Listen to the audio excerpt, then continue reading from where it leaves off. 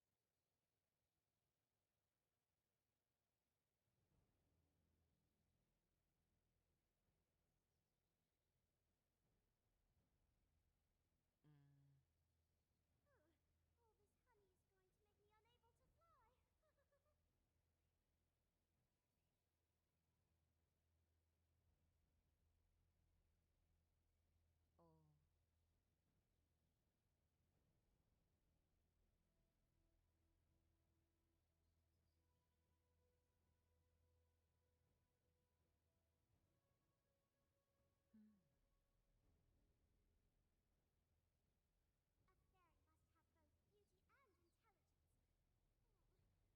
intelligence. Oh, you don't think I'm intelligent? Ugh, stop teasing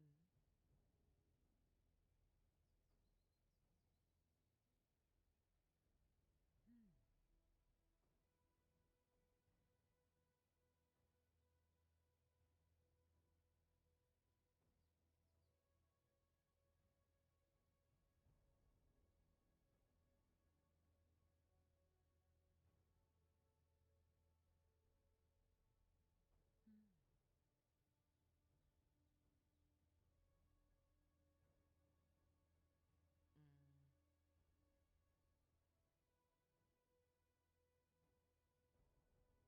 Hmm.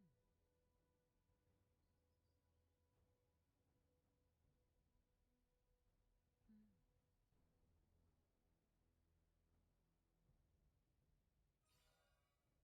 Hmm.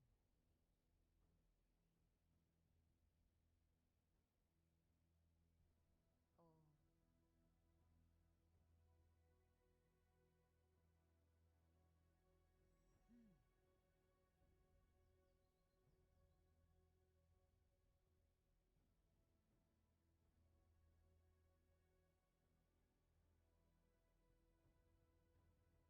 Oh.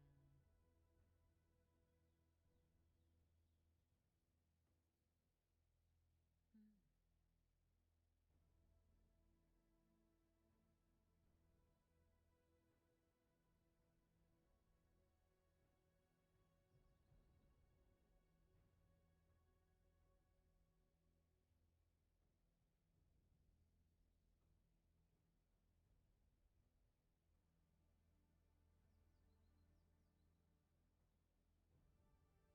Hmm.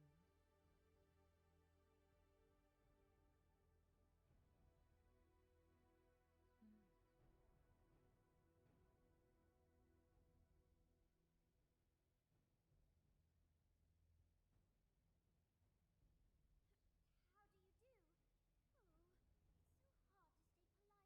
polite and calm.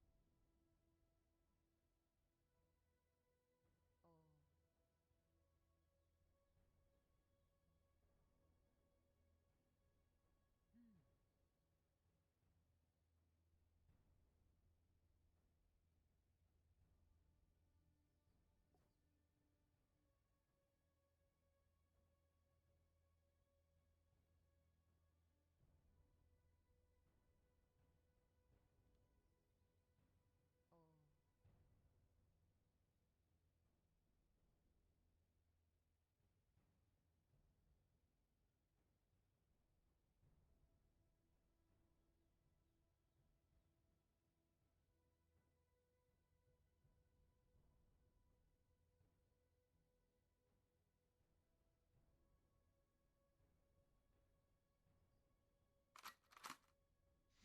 Oh. Oh boy.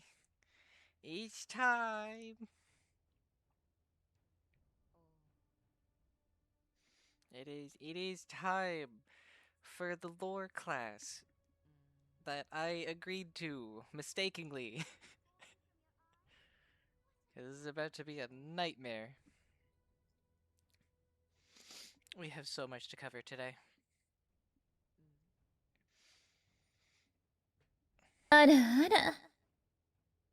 Hey, we got a follow. Thank you.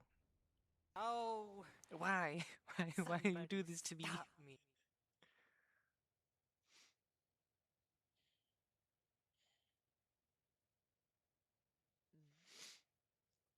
Alrighty, so I do have some notes on what we're going to be covering today. And honestly speaking, I've been spending like a few weeks trying to go over all what needs to be covered at once. And the answer is today we are covering the gods and like the general pantheon of BDO because it is so important to the story learning who and what each of them actually are. Because every single one of them plays a massive part in, generally speaking, more than one region's story. So like you think like, oh, only this god play like people think Elion only plays a reference in the stories related to Calpheon and Threndia. No, Elion plays a role in actually a lot more stories than that. Same with Sylvia and all of the gods.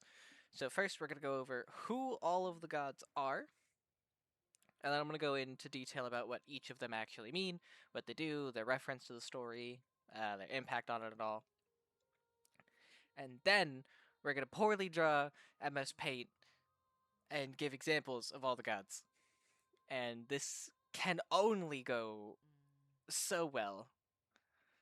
I'm excited. Are you guys excited? I'm excited because this is gonna be immortalized forever.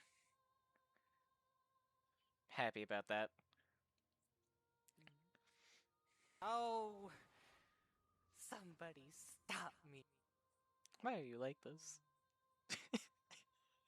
Why must you torture me with this?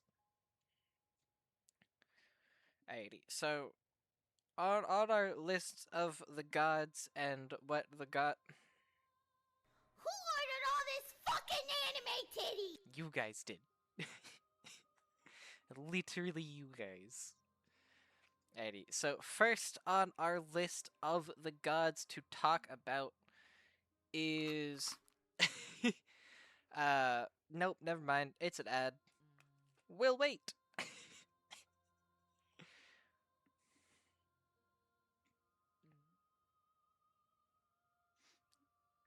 Cold that eye.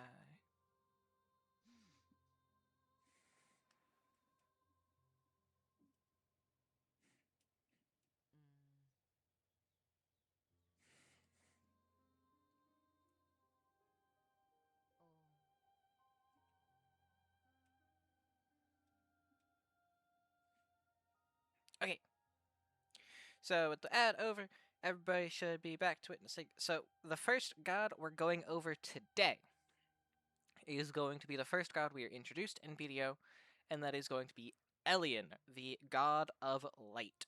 That is his official title. We are introduced to him in the Belanos storyline, but his major role is closer in the Serendian and Calpheon storylines, as he's the main god of worship for most of the BDO world. Which caveat, going to explain that first. My notes are very disorganized. So there are, generally speaking, everyone knows about the two worlds of BDO. There are not two. There are three. We don't know very much anything about the third world. Um, just that it does exist, and that's about it. But we have the, chronologically speaking, we have the first world, so to speak, created, and that is going to be the Elvia world, the Elvian realm. That was originally created, and it housed a different god than Elian for a very long time. So that is their very first, chronologically speaking. That was the first. Then we have the second world, chronologically, that is unknown. We know nothing about it. Only that it exists and it predates the world we are currently in.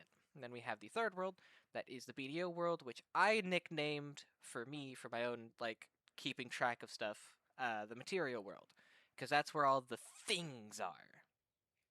Anything that you can interact with, all of that, those all exist in the material world. So, uh, whenever I talk about like material world, Elvia world, or the unknown world, that's kind of like the descriptions. I'll go further into detail about the Elvian world when we get to the god that created it and that. Um, but we have the material world. That's where all of this exists. So like anything you interact with that's in the material world, you can interact with the Elvian realm, which kind of like pulls over into the material world and alters it into an Elvian material hybrid. And that's how you like the Elvian realm and all of that stuff. But we're going to get into those details when we go over the gods that were related to the Elvian realm. So we have Elion, god of light, and the related to the stories of Calphion and Serendia, as well as the main god of worship for Belenos,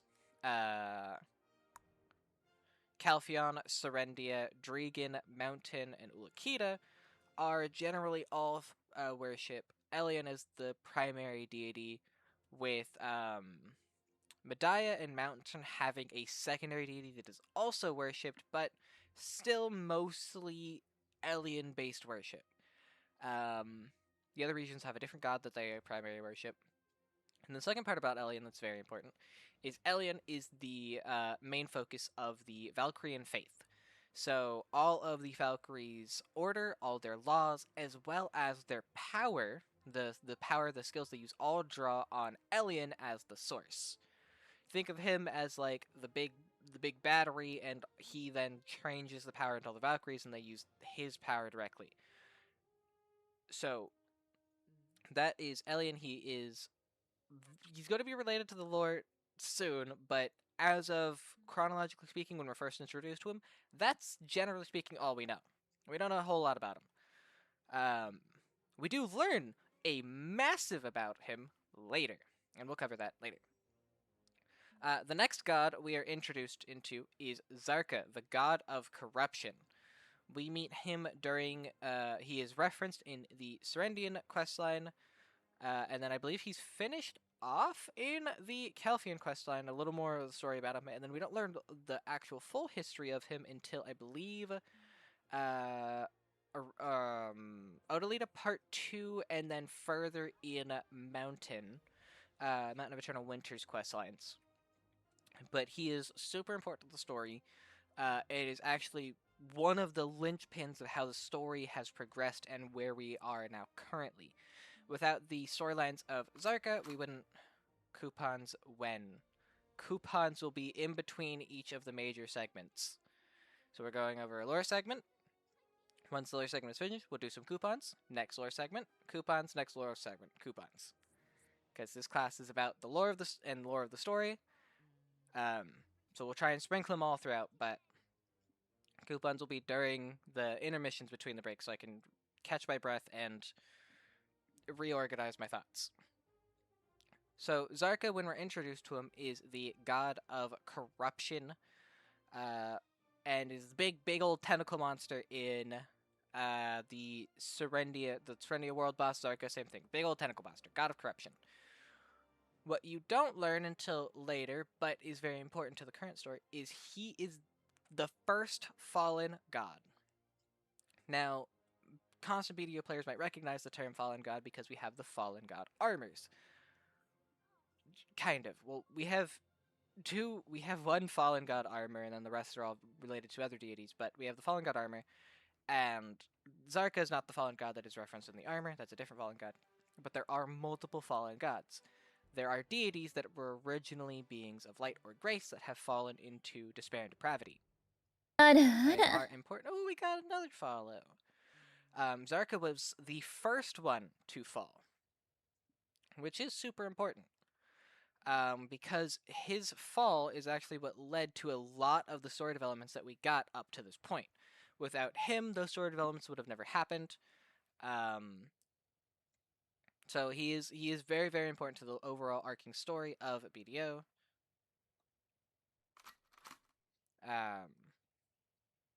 And we'll get into more of his details when we start going over the story developments. The next god we're going to go over is going to be All, which is the god of order. Now, All is worshipped almost exclusively in Valencia and the Hashashin faith. There are very few references of All outside of other things. Now, we know very little about All, aside from that he's worshipped by the Hash and the Valencian people, and that he is the main order, the main reason for their rules, their laws, all of it are based around his the codes of the All. The only thing I will point out is he is the first of the deities that we know about that may not be a real deity. Elian, all of them, they have material effects. They have interacted with the world. They are, in BDO standards, verifiable to be divine. All is the first one that we don't know if is a deity or not. We don't know. There's been no confirmation on that story yet. I will say yet because they may be planning to. Now there are two very popular community theories and the various lore nerds like myself that have talked about. Um, the first of which is that All is actually is a deity, but is a deity born through faith. So how we have various beings in BDO's history that have risen to divine status due to power and worship and belief, because in the material world, the more everything believes in something, the more power it can gain, and it can gain divine sentience. All is possibly that. It was originally maybe a leader that rose to divine status and then saved the Valencian people. That is a very popular theory. We don't know if it's true or not. And then the second theory is All is actually a different deity that has disguised themselves in order to fool and trick the Valencian people and the Hashashan faith. That is the other very popular theory. I'll go over that further when we get further down the list of gods. The next up, we're going to talk about as we progress through the regions. We're going to quickly go over the two quote unquote deities of the two minor regions we have with Medaya and Margoria. In Medaya, Osla is worshipped as a deity.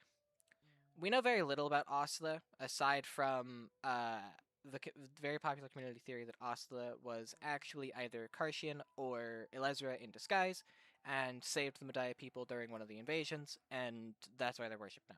We don't know much more. Y'all are getting an ad. I'll wait.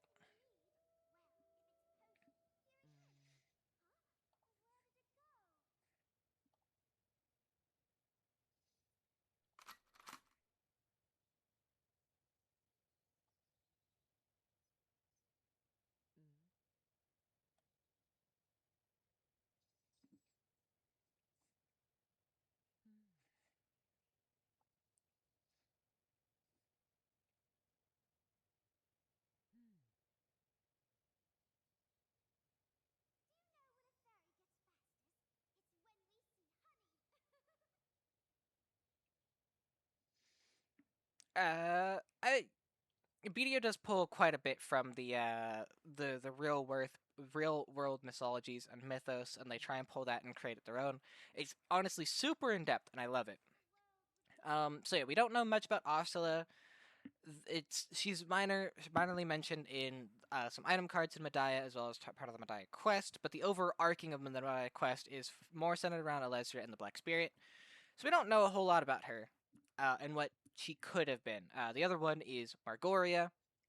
Margoria? Yeah, Margoria of the Margoria Sea. Um, we know next to nothing about Margoria, other than she is worshipped by sailors and people of the ocean. It's very possible that Margoria is actually Roxala from Adania, as she is a patron of the sea. My controller disconnected. Um, we don't know a whole lot about her either, but those two are still minor deities. And then the next deity you would have come across as you progress through the story of BDO is going to be Sylvia, the goddess of the elves and the progenitor of spirits. Now, Sylvia is beyond important to the actual story of BDO.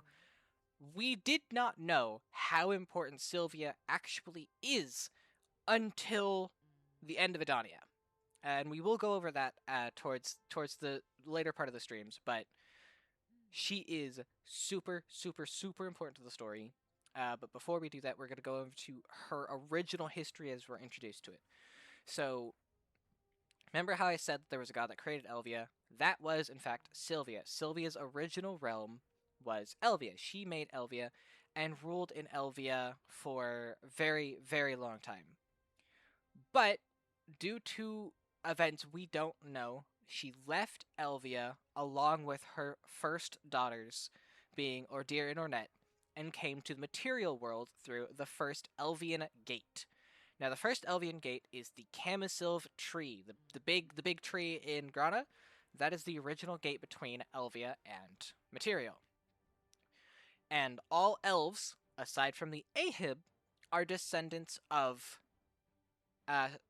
Sylvia. So the Grinnell are descendants of Ordir, and the Vadir are all descendants of Ornette.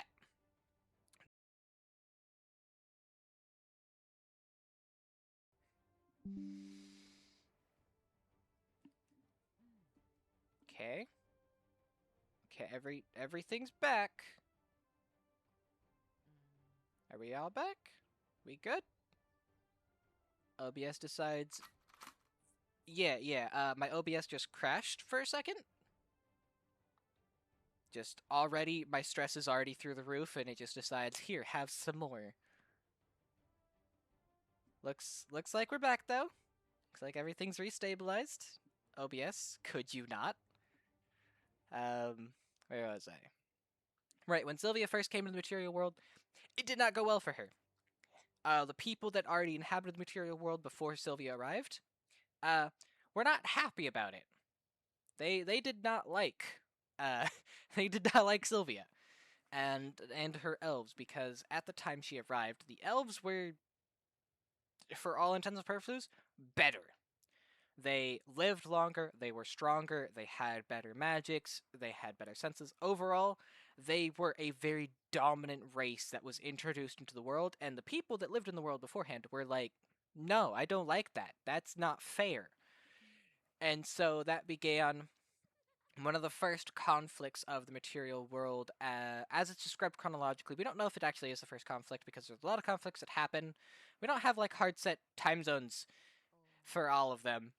But this resulted in Sylvia being drastically weakened and her to retreat from the material world back into the Elvian realm. Now, with that retreat created the second gate. This was the Rift. We don't know where it is. We don't know what it is, because we have the first gate, which is the tree. We have the second gate, which is her retreat. We don't know what happened. It's somewhere, surely, but we don't know where it is. We don't know what it is. And during her retreat, this is where the elves stopped having their direct connection to Sylvia, and it was just what was left. And this began the elf civilizations, and as they progressed, and all of that. However, one of the gods did not like this. Sylvia doing all of that, retreating to Elvia, he said, No.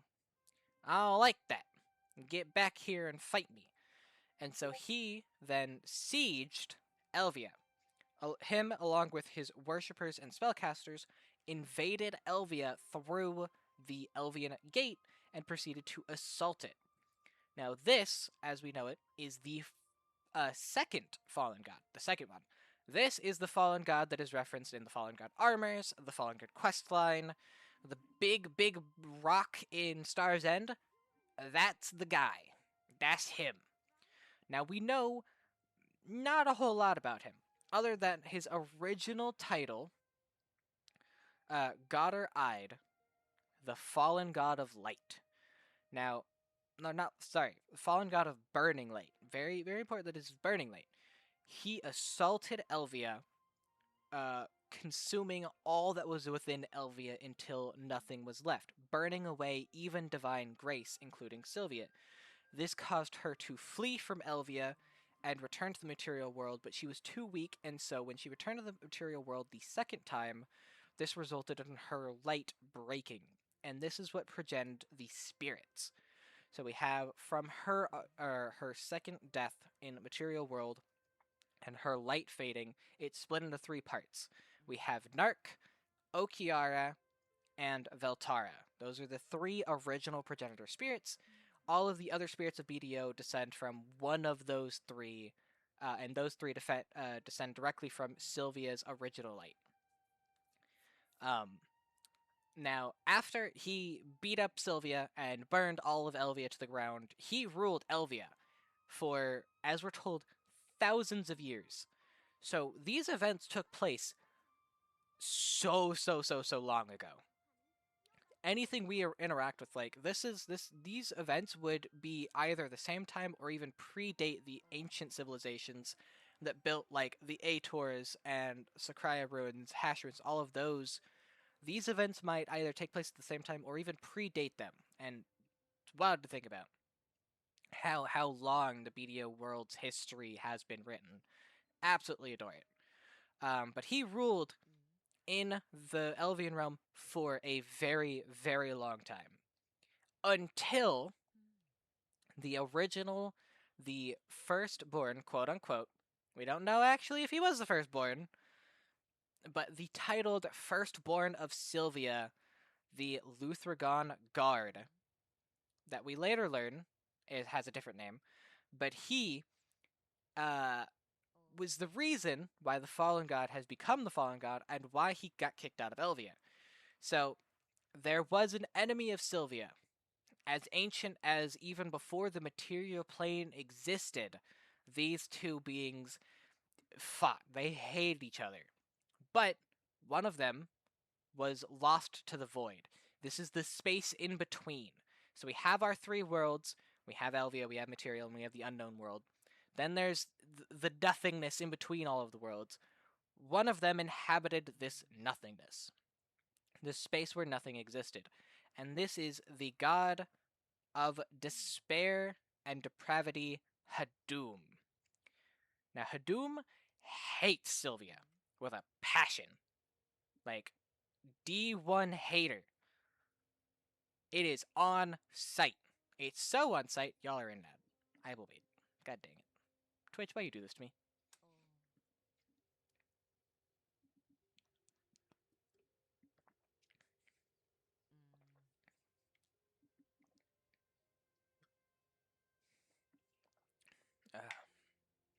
Oh, my throat's already hurting.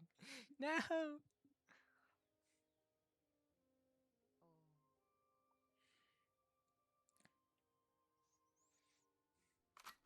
Okay, but the ad over, y'all should be back.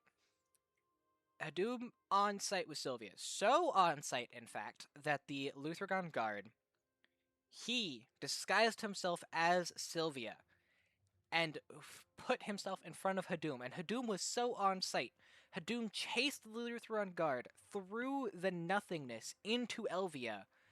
And then when Hadum arrived in Elvia and saw that it was all burned down, said, and Sylvia completely gone, said, "Oh, you took my ones? I ate square up," and proceeded to demolish the fallen god of burning light, the god Ide. Beat him so bad, so unendingly. Hadum's darkness consumes so much that the god of burning light was turned into the Black Star, a being that emits no light at all. Hadum's power of corruption was so intense, a god that could literally burn existence and divine light itself was rendered into nothing more than a crystalline husk that was kicked out of Elvia and fell to the material world, destroying a very big mountain range because Hadum said, "Square up." Now this is where Hadum then takes over Elvia and rules Helvia to this day, was during these events. Now, that is mostly speaking all of our... No, we do have one more deity to talk over. Sorry, my bad, I missed one of my notes. Now, there is one more deity that isn't a deity in the same sense as everyone else, and that is the golden dragon, the mother of earth, Labreska, the being that exists inside of the mountain of eternal winter. Granted, it wasn't the mountain of eternal winter when Labreska was there. It is now, though. Labreska was a being that housed two very distinct abilities, and these abilities are very, very important to the overarching story of BDO. The first is it had a primal light. What that means is anybody's guess, because we have no real descriptions of it. I have theories myself of what it means that are later corroborated further with some more story arcs that are revealed. We'll talk about that later. But the important one currently is the other power Labreska housed, which is the Yinix Flame.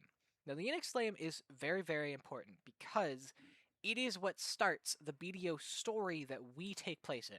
Without Labreska and the Yinix Flame, none of the story we're currently in and the events that have unfolded so far would have happened. The only reason all of what we are as the player character, the main character, him, only happen because of Labreska and the Yinix Flame. Now, Labreska was a dragon that, generally speaking, didn't like people. Saw them as beneath her, didn't like them. What do you call beef with no legs? Hadouin and Sylvia.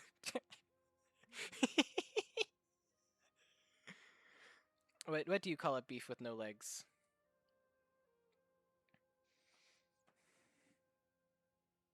Ground beef? I think you meant, what do you call a cow with no legs?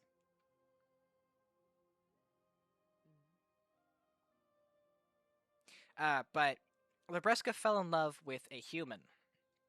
Now, this human was, generally speaking, a good person. He was one of the knights. He helped people. He was overall a good person. Until he wasn't.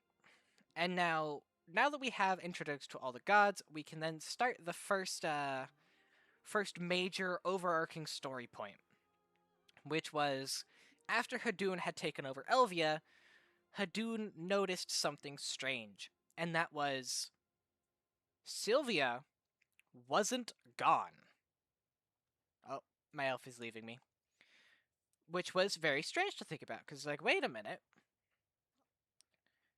We knew Sylvia had died and retreated into Elvia to reconstitute, and then had been kicked out of Elvia and unable to do that, and had returned to the world and died and split her light. So, why did Hadouin notice that Sylvia was still alive? Well, Hadouin was sensing the fragments left of Sylvia, and this began to drive Hadouin into attacking the material world and going after all of these fragments. The only goal at the current moment that we know it is to destroy all the remaining fragments of Sylvia. Or not necessarily destroy them, but corrupt them. God of Corruption wants to corrupt all the fragments. We got another follow. Thank you. Man, my voice is already hurting. But the first of these fragments, as we are described of them, that Hadouin goes after, we don't know what the very first fragment was, but we don't know what the first target was. And the first target was Zarka.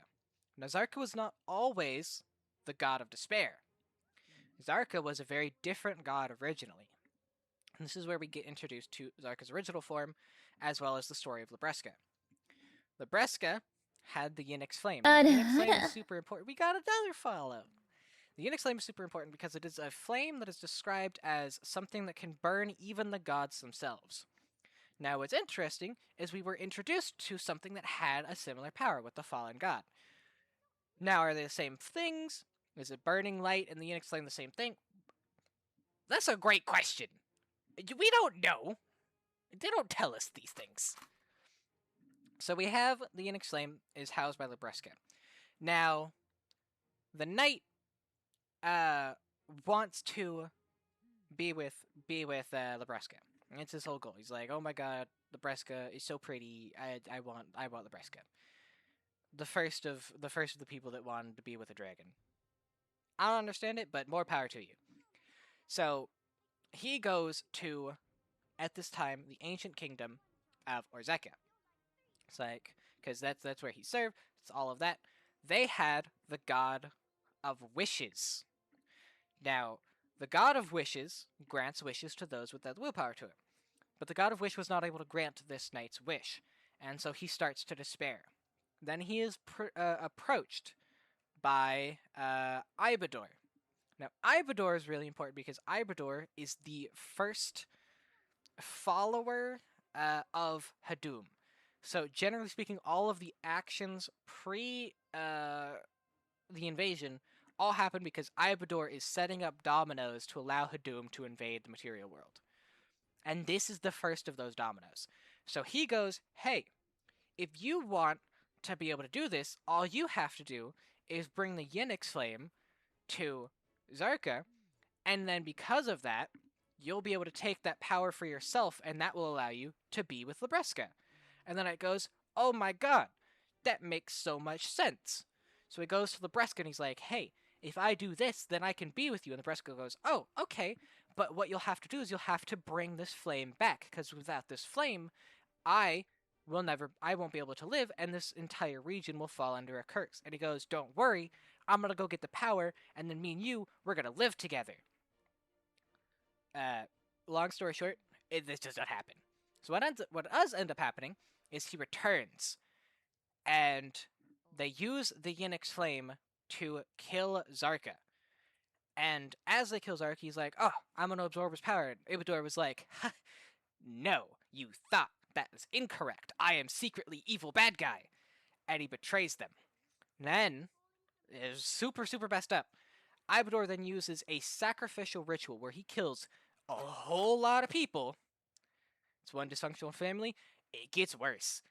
The lore in this game, it gets dark. But he sacrifices a very large amount of people to revive Zarka after the Yinix flame has killed him. But being revived in this manner, the god of hope and dreams, being revived in a blood ritual of sacrifice of a lot of people, doesn't come back correctly. And instead, all of the emotions of those that were sacrificed, all of these things, bleed into his existence. And y'all are in an ad.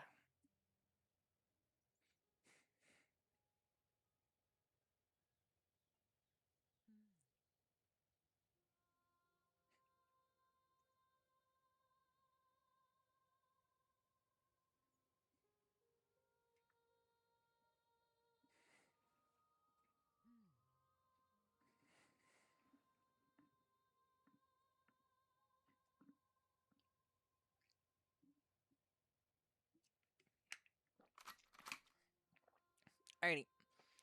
So, all of those emotions, all of the things that happen because of the blood ritual, they seep into Zarka's very essence, changing the god of hope and dreams into the god of despair and nightmares. And this is what turns Zarka from its original form that we don't know into this tentacle mass of death and destruction that it is now. Now, this is really, really important. So, the main reason why this is so important and why this event is what predates the story and why it is essentially the linchpin in all of this is Zarka's corruption and Zarka's change from hope and dreams into despair and nightmares is this is what starts causing the infestation. Now we learn this during one of the weekly quests that are for your family called Barrier of Infestation. Now, what we learn during this quest is, one, it gives you family stats, so it's super important. But if you actually pay attention to the overarching story, is what it's actually showing you is why Zarka is important to the story as it is. Is Zarka's new essence, the despair, eats away at the barrier between Elvia and material. So we had the original gates, and actually, this is the great time. We're popping out the MS Paint. Okay, so in MS Paint, let's say we have Elvia Realm, right?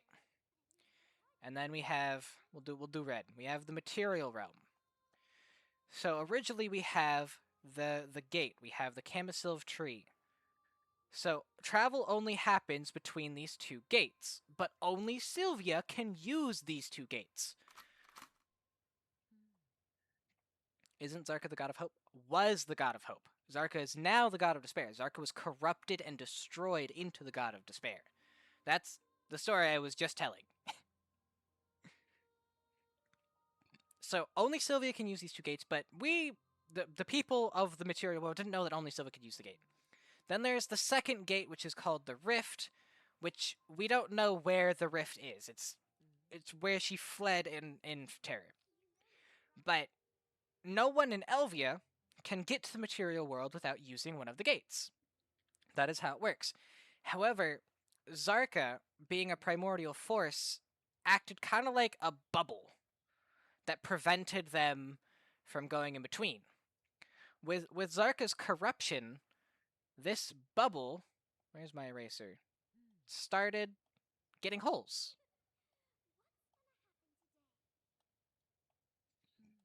And these holes are super important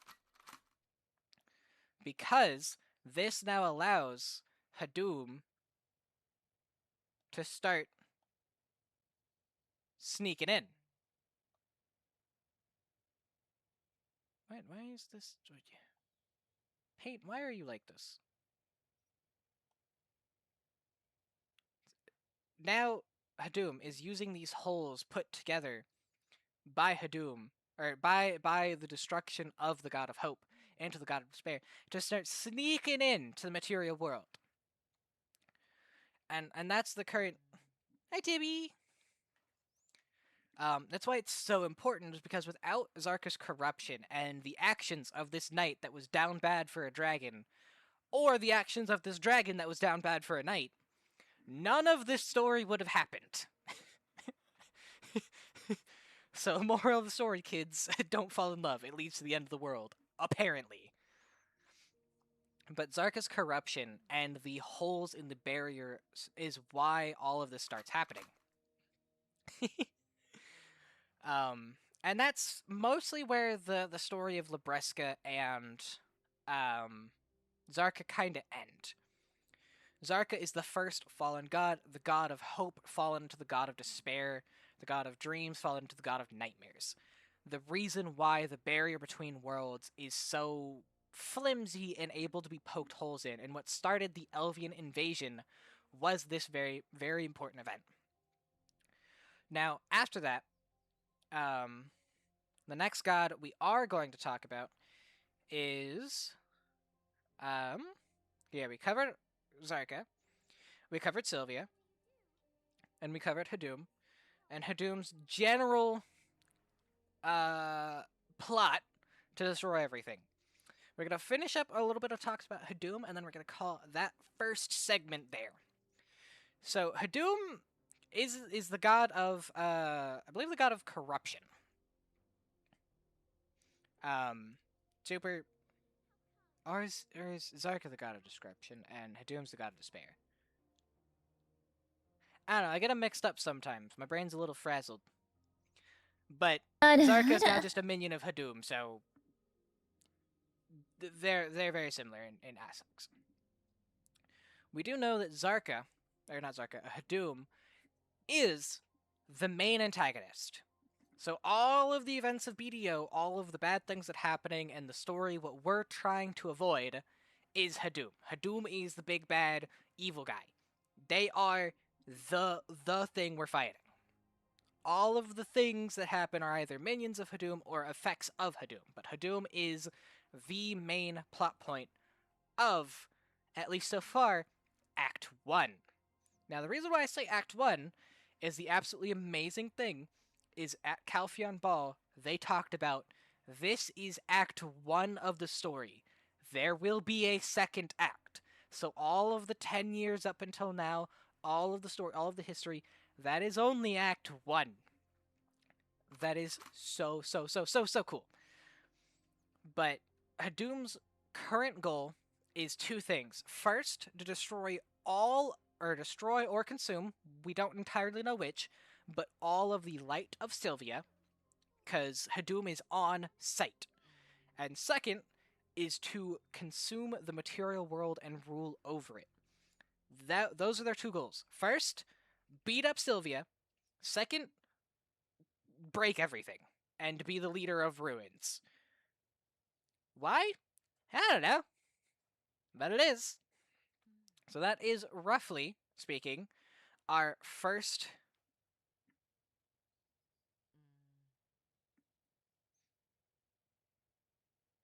that is because I am an official partner with PA doing an event. No Twitch notifications, so I'm not to play it anymore. I mean, it's a system notification for a massive event for BDO with giveaways. I don't know what to tell you. I don't know if you can turn off system event notifications like that. Um, sorry that it's irritating to you, but it is an event that was posted on their main website. It's been talked about for the past 2 weeks. It's been going on for quite a while with a lot of different content creators. We've all been going over all the new things for BDO. Some of my other beautiful content creators have been going over PvP, gear setups, crystal setups, positionings, certain rotations. So we all have been trying to get everyone caught up to the current story and ready for the next drop. Are you PC or console? I personally main console, but I do play both. Unless you're asking them, in which case, most likely it'll be console because my notifications won't pop up on PC. This is not a PC event. My throat hurt. System notices are done by PA themselves. So, you played PC when BDO came out? I don't know if I played when it came out, but I did play very, very early, and I did play before console launched. Yeah, early games always have really bad people like that. It's always cring. Alrighty, so that is going to conclude. So we have been introduced to all of the gods, their minor story details as we have known them up until the point of everything pre-Adonia. Now you're wondering, why am I not talking about the gods of Land of the Morning Light? And the answer to that is, generally speaking, I don't like them. And they don't have as much of a play on the story as the other deities have up until now. Y'all are in an ad. I will wait just a second and clear my notifications on the side of my screen.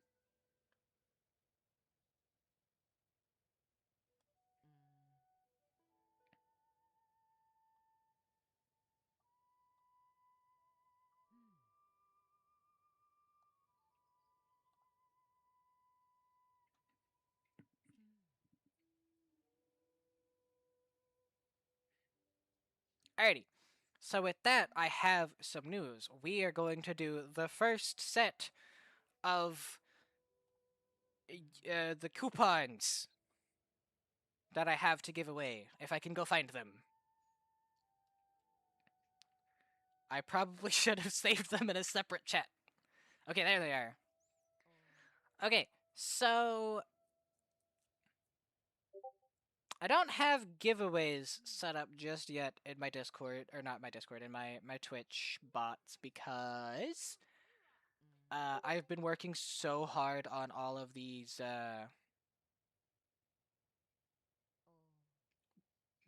Mago Bay PC and Oxygen console. Yeah, shout them out. Yeah, I've been focusing so hard on getting all this lore done, which has been like 80% of my attention for the past like 2 weeks. Let's try to get all of this organized for you guys. So we're gonna do. No. I should have it set up with Nightbot. So hold on, let me open up my Nightbot real quick. And then we're gonna do the first giveaway. Nightbot, come here. We're gonna do. I have 10 to give away. We'll do 4. We'll do 4, 4, and 2. Giveaways. Keyword. Everybody.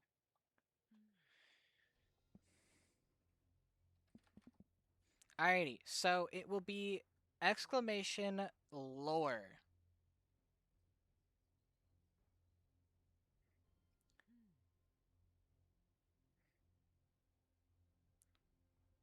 So if you want, so you get paid for this? Not directly, but I do get benefits from PA themselves. I'm not like on a payroll or anything, but I do get benefits in game as well as I get to host these wonderful events for all of you. I get to hold these giveaways.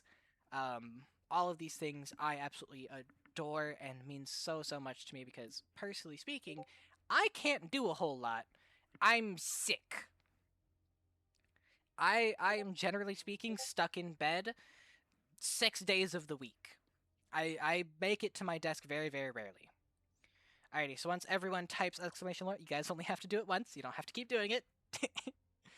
Once we have a good chunk of people, I'll go ahead and do the first 4, and then we'll move on to the next part, which is the changes we got with Adonia Part 1, which opened up a massive amount of lore and history to BDO that changed so much of how we think about everything.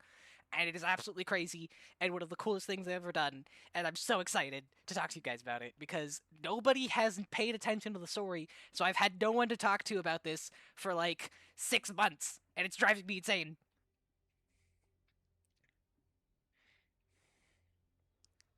Alrighty.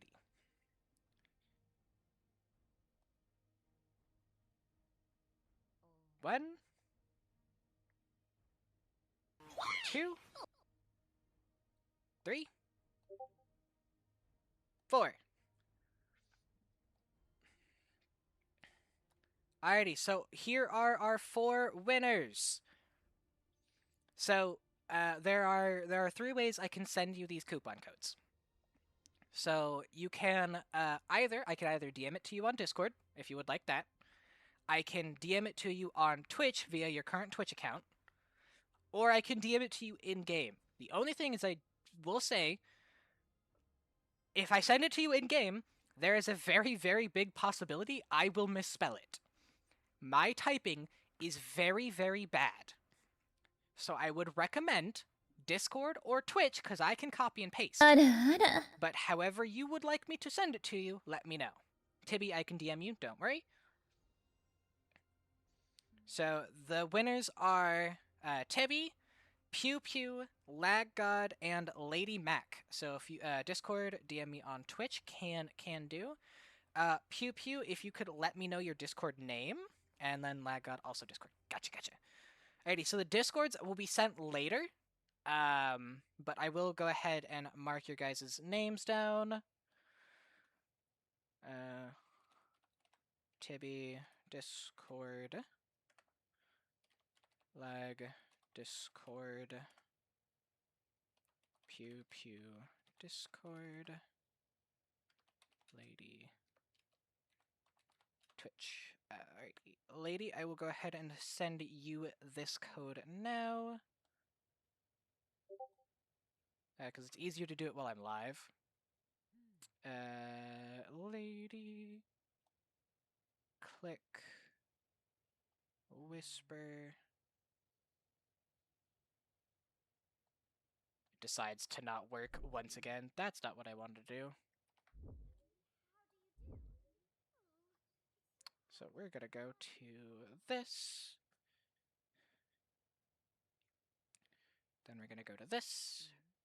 Sorry about this, guys. It's a little scuffed, I know. I'm trying. Because I will very much forget to send this.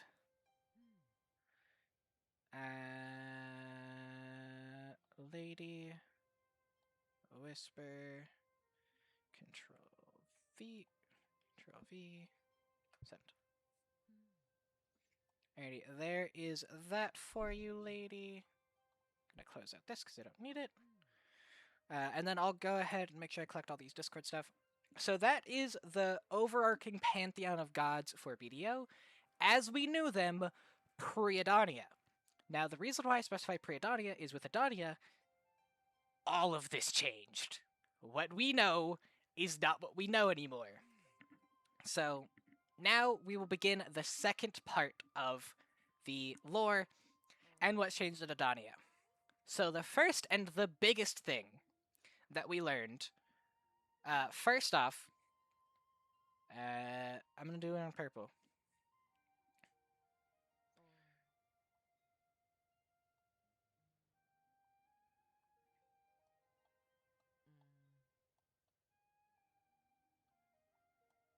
So we have Sylvia. Don't judge me. So, Mommy Sylvia, what we originally knew as the goddess of elves, that is not her title. She is actually the goddess of creation. Everything in BDO comes from her. So, from her, we have the unknown world, Elvia, the material world, all of the gods, and all of the people. Everything originates from Sylvia. Now, this is super important because if Sylvia is the original being and everything comes from her, the goddess of creation, why is Hadum so unbelievably mad at the goddess of creation? Well, we know another thing that got dropped. Hadum,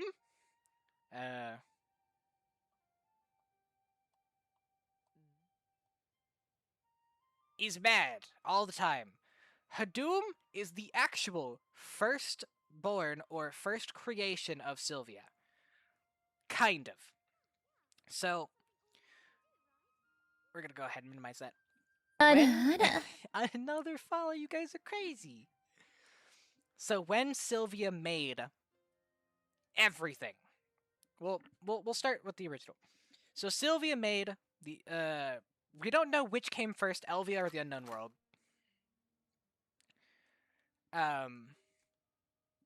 But Sylvia made one of the two first, then made the other one, and existed in those realms, generally speaking, for a while. But wasn't satisfied with that creation, so then Sylvia made the material world. But in doing so, Sylvia expended her own divine creation, expended her very life force itself to create the material world stable without her. So the unknown world and Elvia can only exist while there is a divine being inside of them. They require that kind of anchor. Sylvia expended her own divine essence to make the material world unneeding of that, and you guys are dead.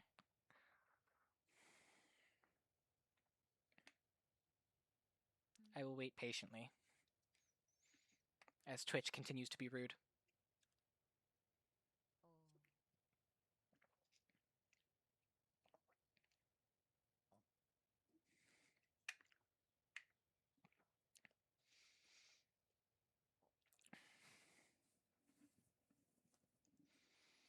I sat in my room.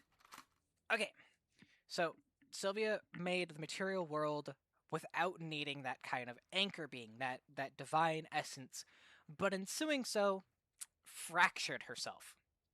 So what once was the goddess of creation split apart into many, many parts that we not necessarily know as, but I will continue to call them the shards. Now, these shards of Sylvia all possess either an aspect of her personality or an aspect of her divine ability.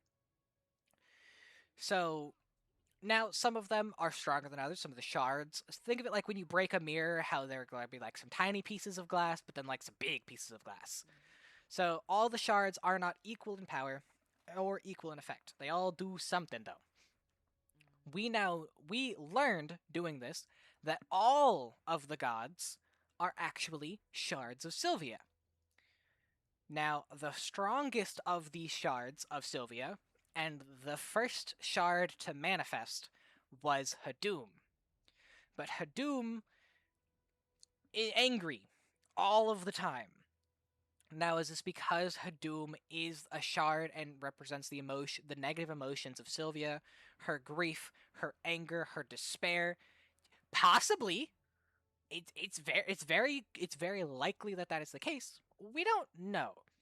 We do know that Hadum was banished with the shattering. Hadum is one of the only divine beings that did not necessarily land per se in the material world, but instead was sent into the void. Now, with this shattering, Sylvia. Here, I'll draw it kind of show it off. Okay, so we're gonna clear this. So let's say this square is Sylvia, right? It is a bad square. Can I like make this bigger?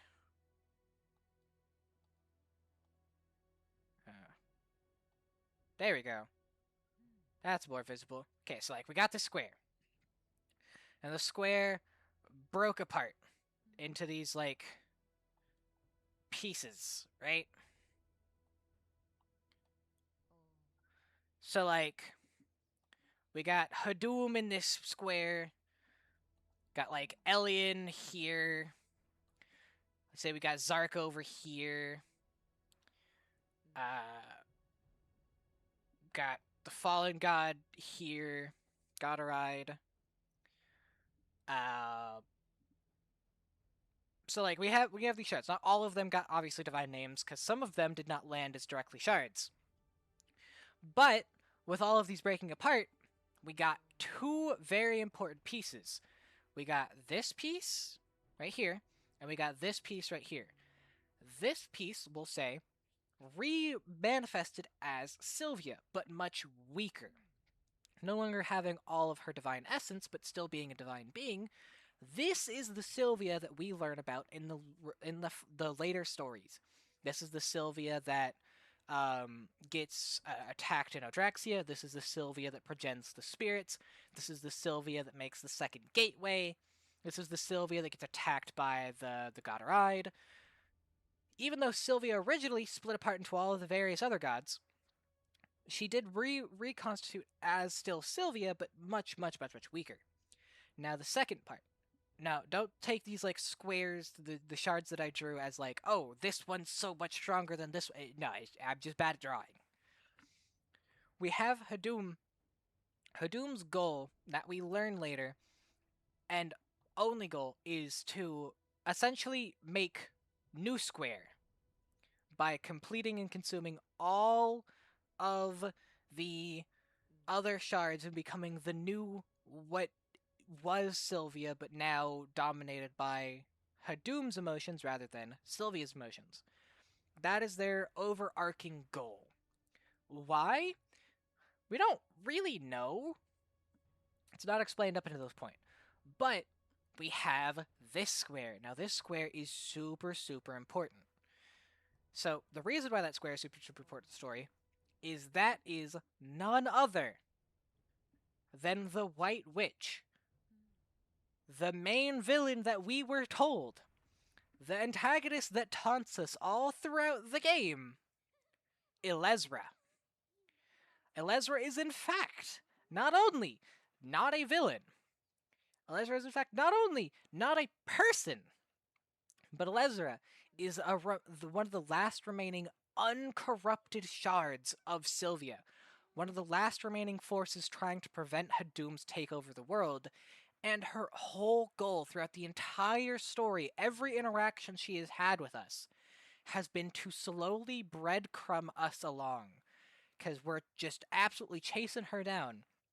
She was slowly and methodically giving us harder and harder challenges, without putting us in too much danger, to slowly make us and our bond with the Black Spirit stronger. That is her whole goal. She wanted to make a champion strong enough to stand directly to Hadum, because she knows she cannot stand against Hadum because she is susceptible to Hadum's corruption. Hadum can corrupt her own light, her own will, her own remaining essence, so she cannot fight Hadum. She's also, as Hadum has grown in strength from consuming all these other shards, is too strong for her to fight. So she creates a champion, the Adana, a being of harmony, unable to be corrupted by Hadum's corruption as we possess a corruption of our own. A being born and manifested in Sylvia's light, we think, able to fight against a deity of its own. So her whole goal throughout the entire story, the dungeon storylines, her leading us to Zarka, showing us how to fight, all of these events are to make us stronger. She acts like the villain because she knows that a villain in front of you is something you can chase after. And she used that desire of people to protect and stop the destruction to take us and bring us into a true power strong enough to fight even that of a god.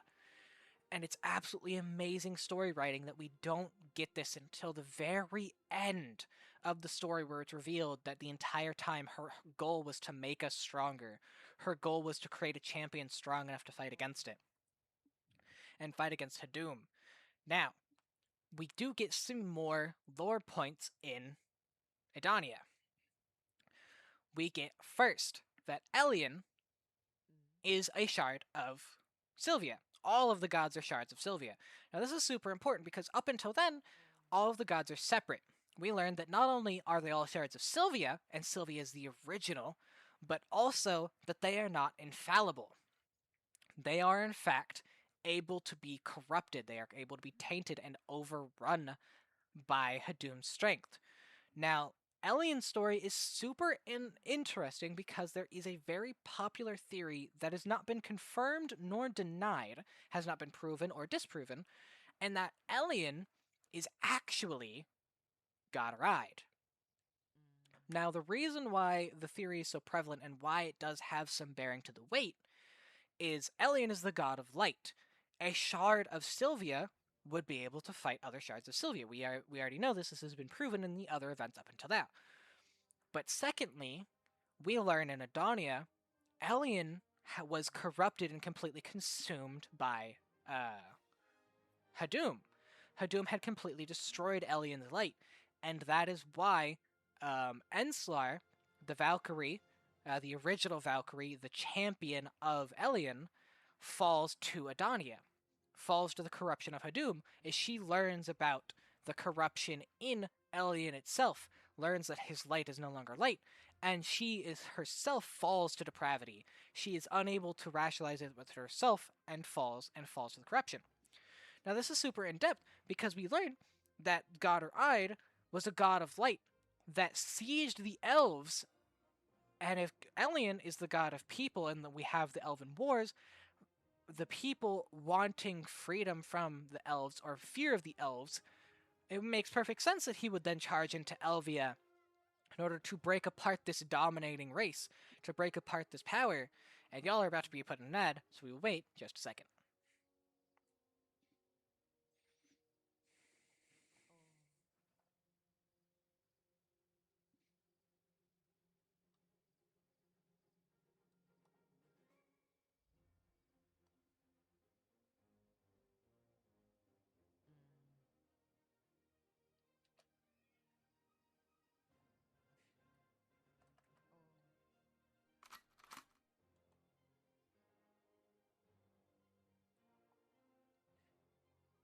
Yes, I am sorry for the ads. I have them as short as I physically can, so it's not as terrible. I wish I could turn them off. Twitch does not let us control turning them off.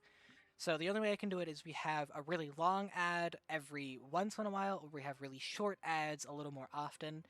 And what I personally decided is tiny ads are a lot less annoying than big long ads. So that's what I have decided. I am sorry if that is annoying. I really wish I could change it. Thank you also for the follow. I will go over all of these names on the follows. Don't worry, I will call you guys out. I'm just trying to keep my brain kind of focused on this. I wish I could turn off the ads for you guys. I really do, but Twitch won't let me. But Elian very much could have been the god that sieged into Olvia. Attacked Sylvia, tried to end the dominating race of the elves, and prevent his people that worshipped him from being taken over. It makes sense.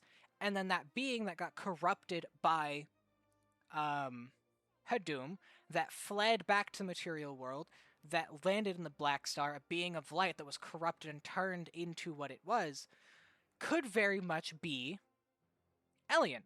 Elian could be God-Ride. We don't know. We don't know who God-Ride was before the corruption, and we don't know what Elian's physical manifestation could have been. So it's that is the main theory. That's the theory I personally believe as well, based on the lore of the game. But it could be wrong. I could be wrong. We don't. That one is truly just a theory, but it does line up really well with the overarching story. The second main theory, that I did cover this slightly when we were going over all, that all could be a different deity in disguise. Now that popular theory is all is actually Hadum in disguise. Now, now you're like, wait, why would Hadum disguise as a god of order?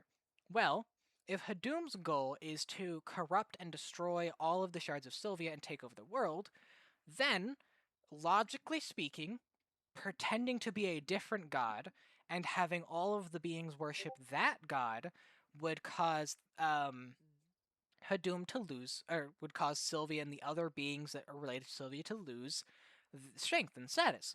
If Hadum becomes all and all beings worship all, Hadum gets stronger from all the worship, all becomes the primary dominating religion, and Sylvia is no longer mentioned, Elaine is no longer mentioned.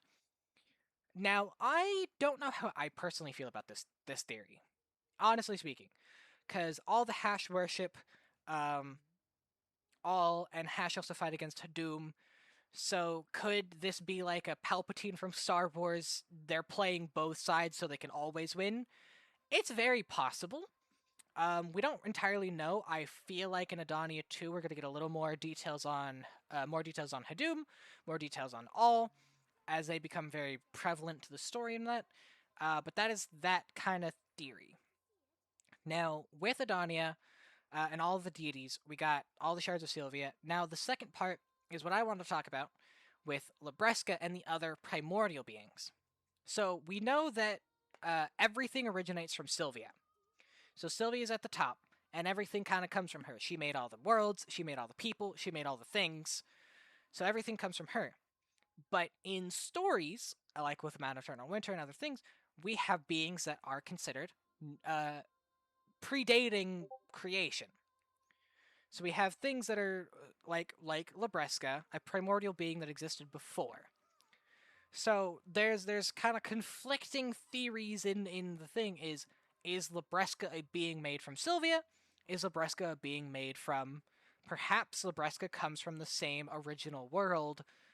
Maybe Sylvia comes from that world, and that world has things that came out and made stuff. We don't know anything about the first world or second world, whichever one it is. We don't have whole details on. We do have Sylvia as the goddess of creation, but then we have things that are talked about coming before. So we don't entirely know. My personal theory, now this is me, this is not like hard set fact, is we have two like driving factors for this theory. First is Hadum only targets shards of Sylvia. Hello. So Hadum only targets shards of Sylvia and other beings that possess Sylvia's light. That we know for a fact. Hadum does not care about anything else. If it's not related to Sylvia, Hadum is just gonna walk away. Doesn't care.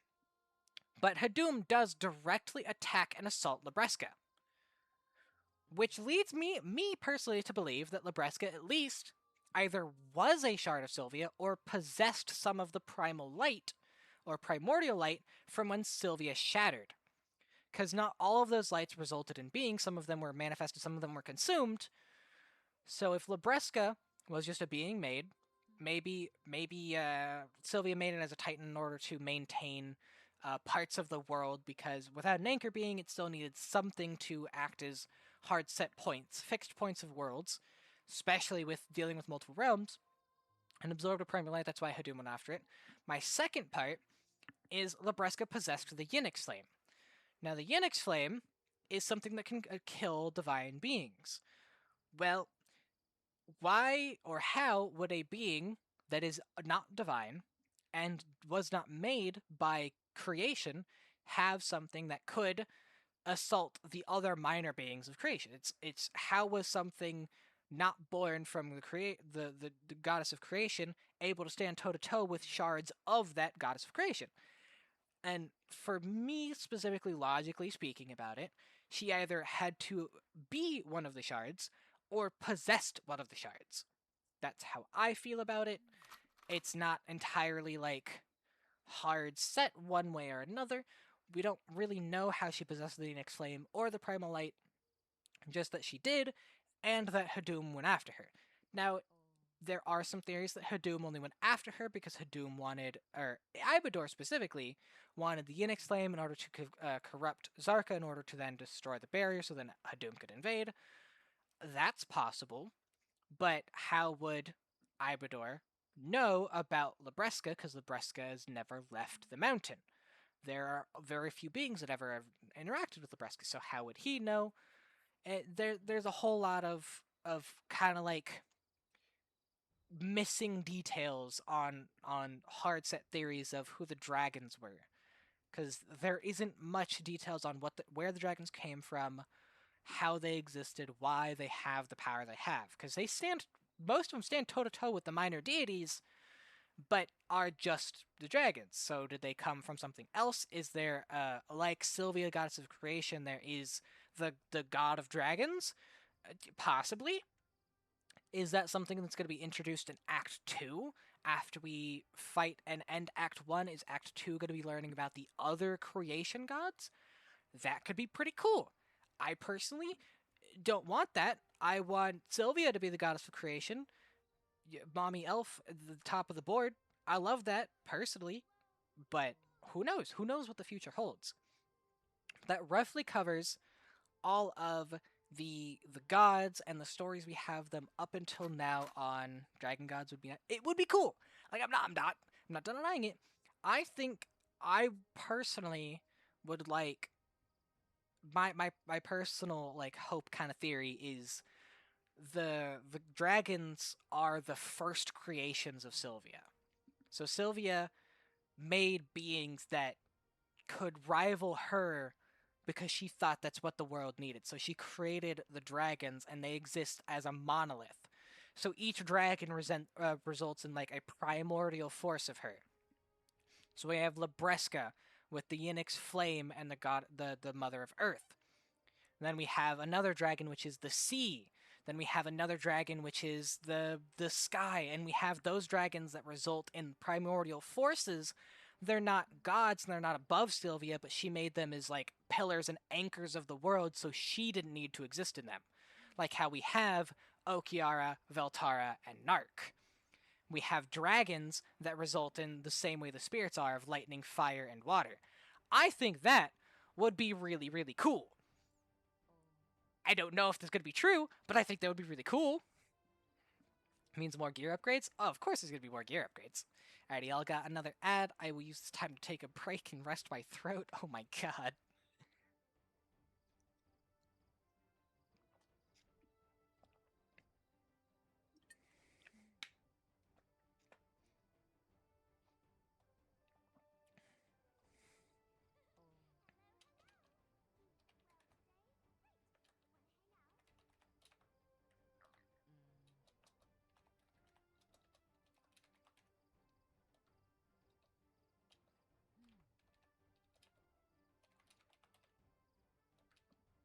This is cool. I'm learning a lot. I am a massive nerd.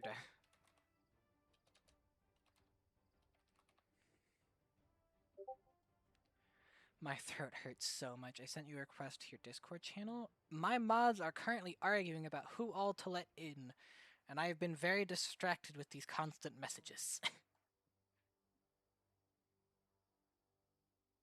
Looks like they're letting everyone in now. Yes.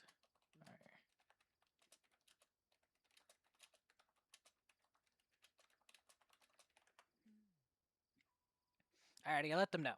Okay, my god, my throat hurts so much. My voice is already going out. I've only been live for an hour. Stretch. Thank you for that one. Okay, I gotta see if I can actually get out of my chair today. Eh.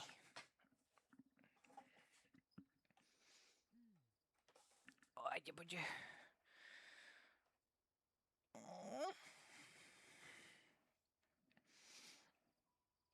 Okay. Okay, sit back down. So that roughly covers the story we have up until now. The history of the gods, the overarching story of the game up until around Adania, and my personal theories on how the gods kind of have interacted with each other. This next part that we will be going into is questions. So I will say I'm not going to limit the questions to anything that we covered just now. So if there's questions about class lore, the story, certain events that take place in BDO, anything like that that specifically won't be covered in the next lore stream, I will go over for the next like 30 minutes we have. But that is the end of the second segment, which means it's time for more coupons. So everyone, if you wouldn't mind, go ahead and type exclamation lore once again. So you can be entered into the next set of coupons. Now, I always do this with my giveaways. That I usually, that other content creators usually don't do. And that is, if you win a second time, you can pick someone to give the second coupon code to. That is how I view it. Now, some people don't like that. Sucks. Sorry. I get to pick. And so let's say like Tibby wins a second time. If Tibby wins a second time, Tibby gets to go. You get to give this coupon to Fred, and so now Fred gets a coupon. That's how I like to do things. I only have can I give it? You can give it to anyone you want that is on console. I believe console is the only requirement. I don't believe it's region required. I think just console works. If Ash is still in here, Ash might be able to clarify that for me. Or no, Raya's in here. Raya, is EU able to be my coupons? Or is it only NA? Do you know? Do I gotta go bother Ash? I can go bother Ash. Okay, everyone has typed. We'll go ahead and roll. So we're gonna do another 4 winners. 1, 2, 3, 4.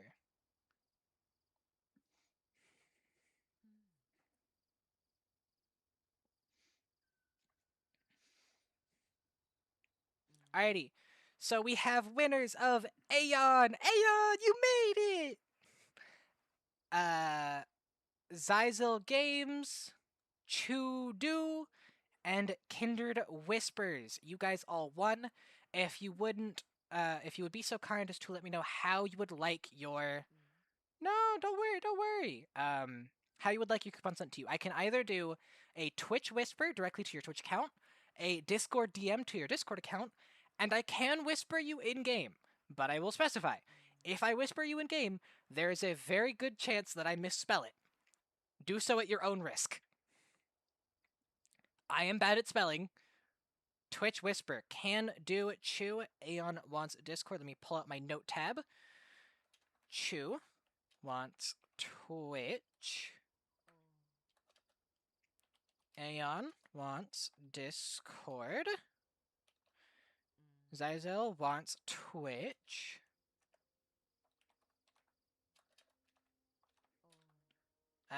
Who was our fourth? Kindred. Twitch Whisper, good game Whisper. Hopefully Twitch Whisper. All this fucking anime titty. I actually do have, can I do Twitch Whisper in Discord just in case I don't get it in Discord? Yeah, sure.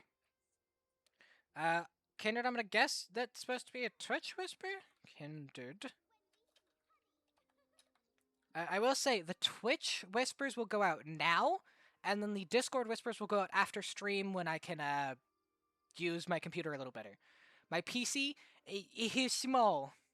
He tries his best, but streaming and running a lot of programs at once is difficult. So Twitch Whispers go out now, Discord Whispers will go out after. But don't worry, I do have all of your names written down in my note logs.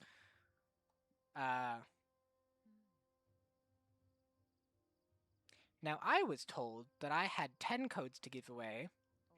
However, looking at this, that is more than 10.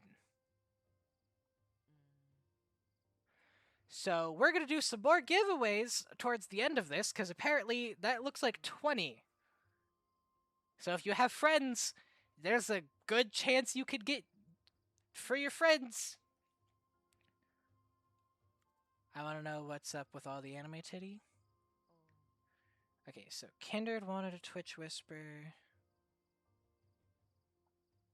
Who ordered all this Ziza fucking wanted anime a Twitch titty? Whisper, and Q also wanted a Twitch Whisper. Is that all of them? Right? Yeah. Okay, Kindred. Control C. Control V. Sorry, I talk to myself while I'm doing things. If that's annoying, my bad, but... the peachy back shots. Oh, Chew also wanted one. I need to make sure I go grab Chew's as well. Zizels. Oh, Pew. somebody stop me. Why must we do this to me? There's Chew. Whisper. Chew, you have to either send a whisper to me first, or change your Twitch settings to allow whispers from strangers before I can send you your code. So just let me know when that is done, and I'll go ahead and reopen and send you that whisper. But don't worry, I have you written down as a Twitch whisper, so you don't have to worry about that. Okay. Now, before, I have no friends, but I do have guildmates and oxygens. Look, you could use it as an olive branch. You could use it to send a color change check. What do you mean?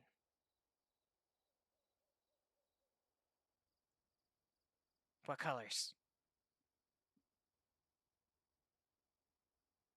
My name changed colors. Yes, every time you leave and come back, your name will change colors unless you set it personally with Prime, I believe, is what gives you it.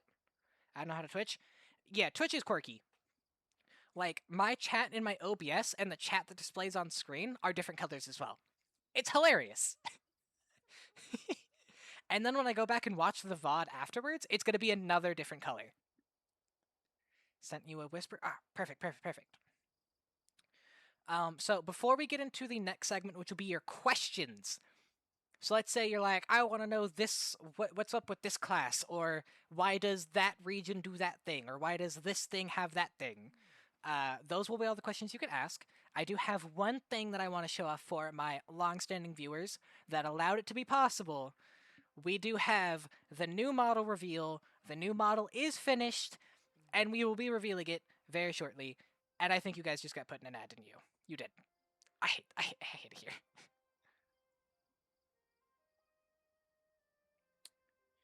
Oh, whisper. Then chew. There is that for you.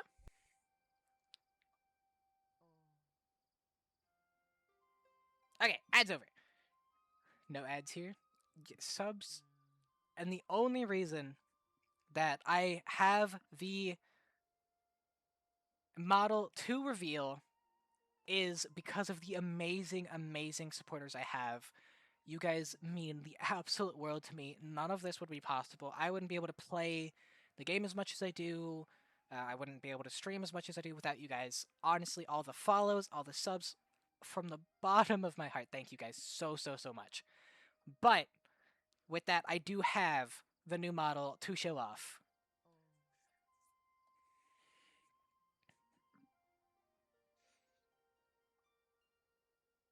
That's right. We have legs. We have legs now, guys.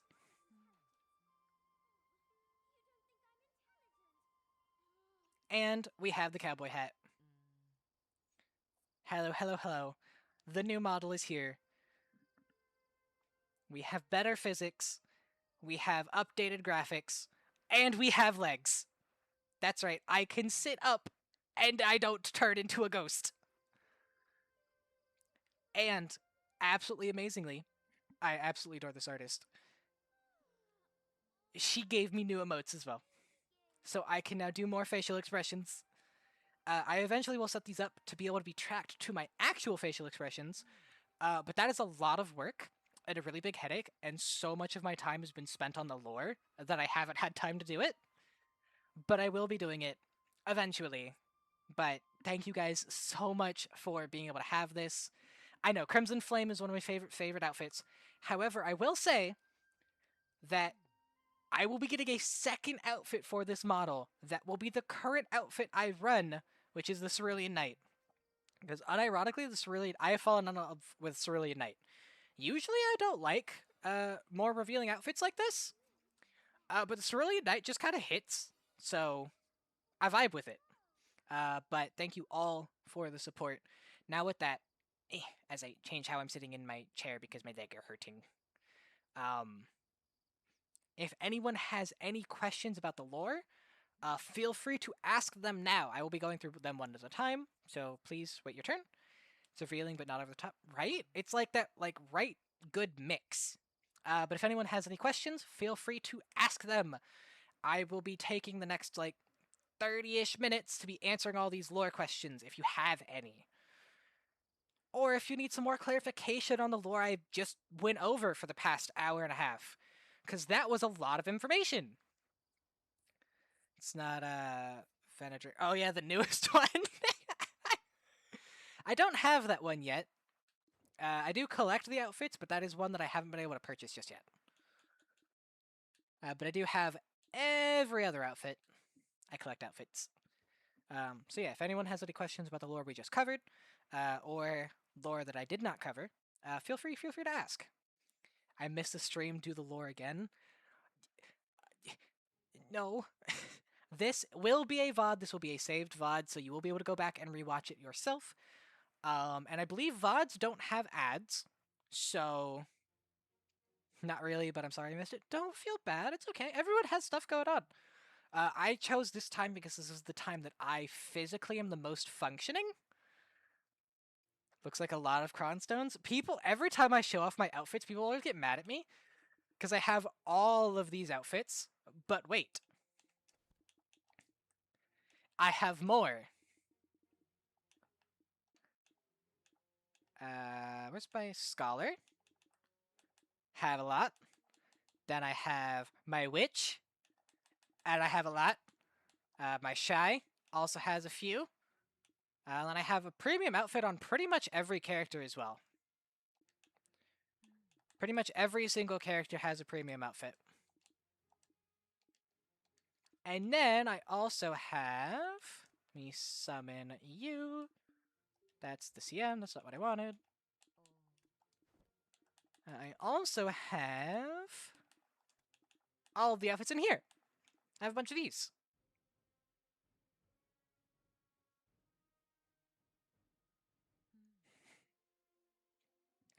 Yeah, I have an absolute metric ton of outfits. It's crazy. Right. See, I physically can't do a whole lot of like changing how I dress. So games are how I do that. So for me, dressing up my character is all I really can do. Congrats on your new things and best of luck. Best of luck to you too. I just started this game. You picked the best time to start the game. You can get close to endgame incredibly quickly. The story is better than it's ever been. The mechanics are better than they've ever been. The gameplay, there's so many more players. It is the perfect time to start this game, is when you started. Absolutely amazing time. But yeah, if so far nobody's had any questions, and I feel a little bad because I've been yapping for an hour and a half, and I was really hoping people are like, "Oh, what's this? What's that?" Dwink, thank you. My throat's killing me. I keep forgetting to do that. I got myself jasmine tea with honey, so hopefully this helps my throat.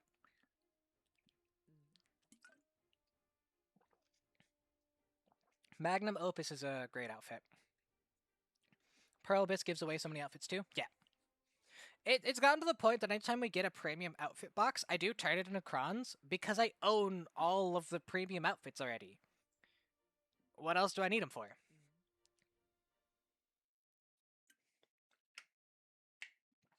It's not like I'm ever going to change characters. Sell in the market. A lot of the ones they give you aren't sellable, is the thing. Okay, I got a lore question. Sorry if you covered this already. What's the true point of Elezra running us through Ataraxian? I did cover that, but you missed it. Don't worry, don't worry, don't worry. We can go over that. Because Elezra's story is phenomenal. You can open the box and you can. Ooh, interesting. Did not know that. I might try that. I might do that next time. I don't mess with the market a whole lot because it's scary. But Elezra. Okay, so there are two things that you need to know about Elezra. First, she is actually the will of Sylvia, is what she's titled. She is, when Sylvia split apart from the primordial being that she was, the goddess of creation, she yes! We did cover this, but I don't care covering it again. I want more people to know this so I can talk to people.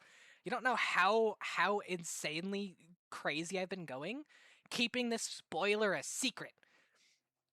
So she is the will of Sylvia. Her whole goal is to prevent Hadum from overtaking all the other shards of Sylvia and becoming the new primordial being.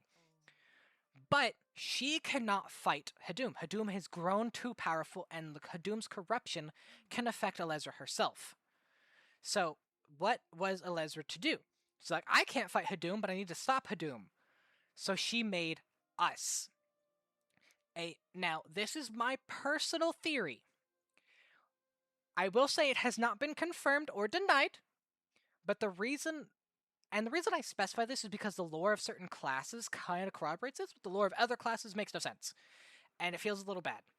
So, like, certain characters have divine light in them; they are shards of Sylvia, and then other characters are just people, which is a little weird, but that's a whole separate conversation. But we are a being of Sylvia's light that has been corrupted by the Black Spirit, a being of corruption, a being of despair.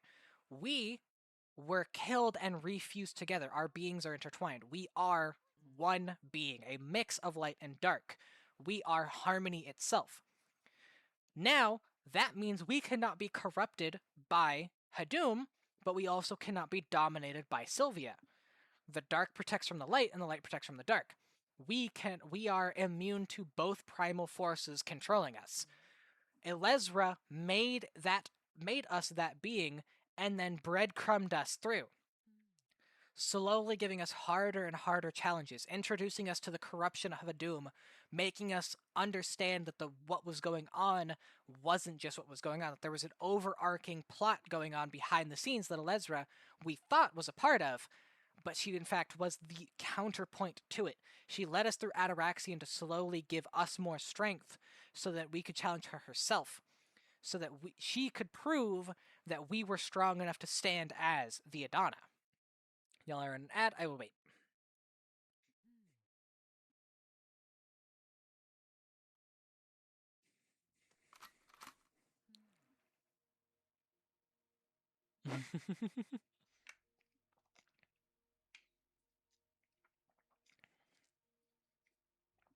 She played the role of the villain needed to make us.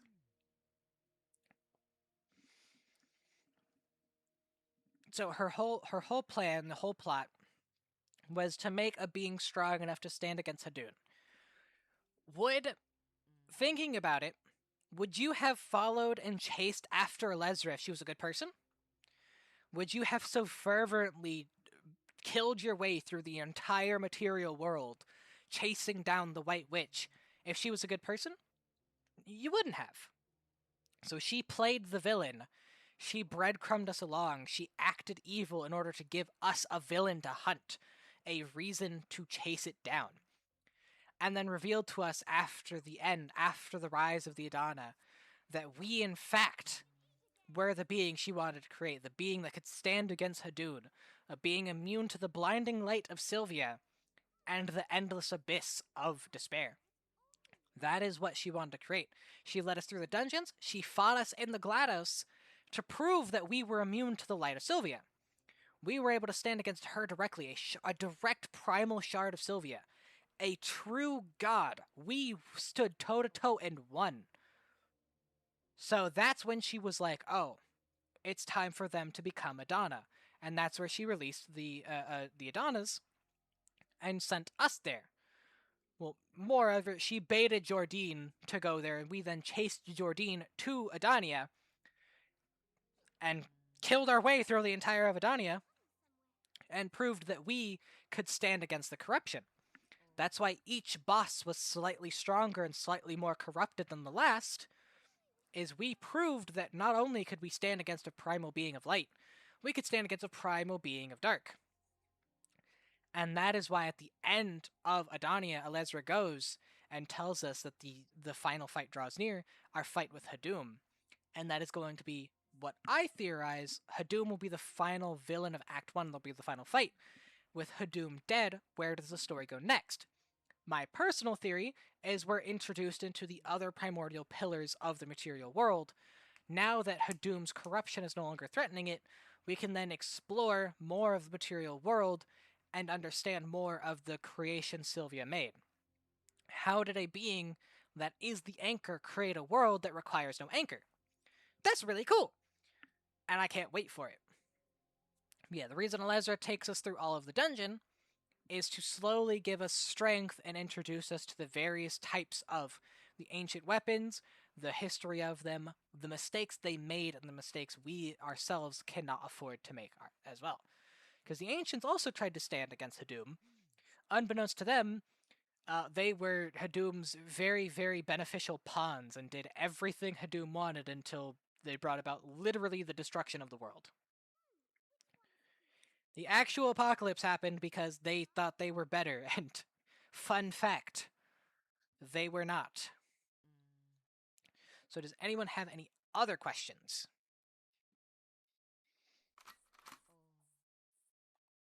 There were 4 children of Ataraxian created by Hadum, or are they just triple orphans? I mean, each of the orphans represent a vice now.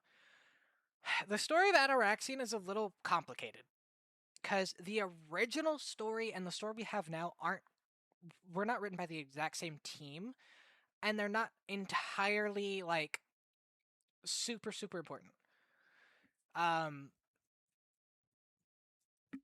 Generally speaking, Hadum has not created anything.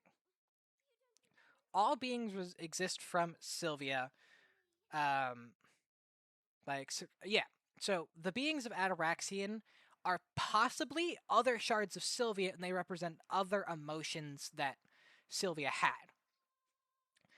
So I was talking about this originally of Sylvia's split. Each of the shards possess either a direct emotion or a direct primordial power that Sylvia possessed as the goddess of creation. It's possible that the children of Ataraxian are in fact other shards that possessed emotions, and the whole the path is for us to kill them and allow Elezra to absorb those emotions, becoming further to what she was before she became Elezra the White Witch, because she had a different name. I'm dying of tism earlier, but this is so good. I will have another lore stream where we go over the Black Spirit and the story of Adania. That will be on the 11th, so make sure you come back for that one, because that one will also be incredibly lore heavy. Yeah, it's very possible that each of the children represent a vice and direct emotion, and Elezra used them to fold into herself, kind of unifying the emotions and the will into what Elezra is now, because she had a different name originally. When she was one of the first shards of Sylvia to manifest, she was not Elezra the White Witch. She had a different name. She had her elven name. Now, there is a theory that Elezra is not necessarily a direct shard of Sylvia, but rather a daughter of Sylvia that Sylvia infused her own will directly into as like a gift. Knowing she was dying and shattering, like she did with the spirits, she separated part of her life and gave it to a being, changing the original being, who Elezra was, into Elezra. That is a theory. I don't know if that's true or not, because we know literally nothing about Elezra pre-Elezra. We know her name. That's it. And even then, the name isn't 100% that is her. It's just the theory. So, it could be she was one of the original elves of Elvia, and she was given the will of Sylvia directly by Sylvia. It could have been that she's just the shard of Sylvia that took the name of the being she inhabited. We don't know. I really hope we get some more backstory in Adania 2 to her. Like how in Adania 2 we got the backstory to the original civilization, and we got the lore of the corruption of Belanos, and we got all of that. We got that as a lore dump. I really hope we get one of those for Alezra directly. We also got the history of Karshin, the history of the Valkyries, the history of the Margoria Sea. We got all of those things in Adania 1. I'm hoping that we get her backstory in Adania 2. That is like my biggest wish, is we get to know more about her, because I adore Alezra. Conceptually speaking, beings whose whole goal was to make us stronger and played the villain, even though she hated every second of it, but she knew that that was beyond important for us to be able to, for the world to exist. She had to be the villain in order to make that. Yeah. I love that conceptually. Alezra is by far my favorite character. Even before that lore reveal, she was my favorite character, but she is very much my favorite character now as well. Even further, like there's no close second anymore. Alezra is just so far above everyone else. I hope we do get her backstory though.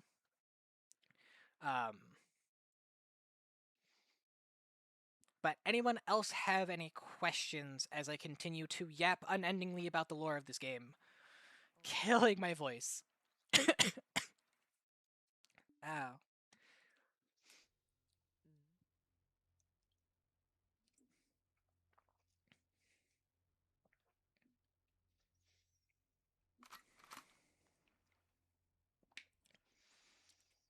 Feel free to ask. I'll answer every and all questions. That I can't. I will say, I do not know every single class's lore. I've been slowly working through all of them. But it's hard for me to get like super invested in a class's lore if I don't like the class. But I have been trying. I've been trying. Okay, don't hate. And then parts Land of the Morning Light, I haven't fully gotten to its lore yet, because it's mostly independent from the overarching story.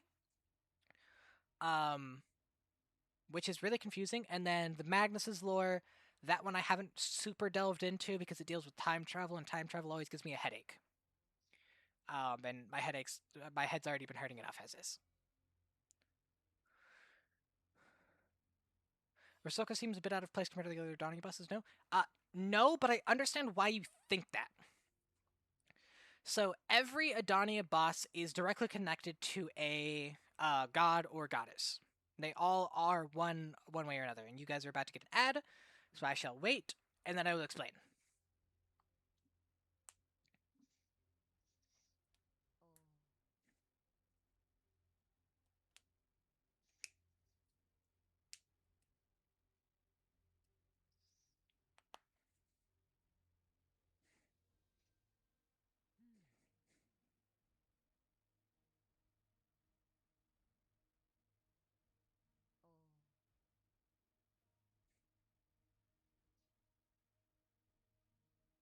Okay, so each of the Adania bosses is directly connected to a shard of Sylvia that has been corrupted.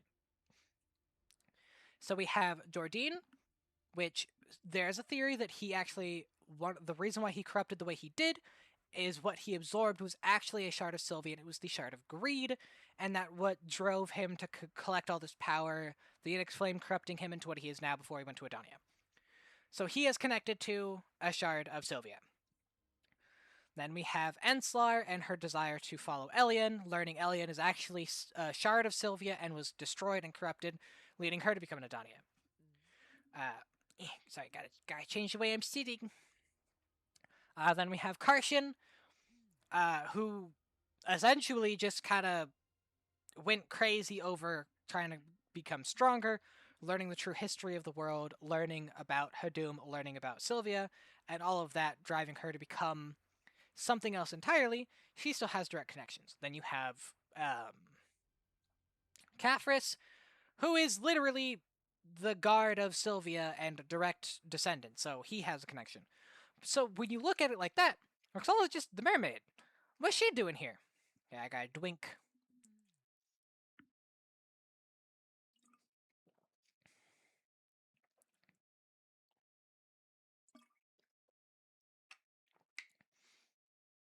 So, the reason why Rusaka isn't actually out of place is for two reasons.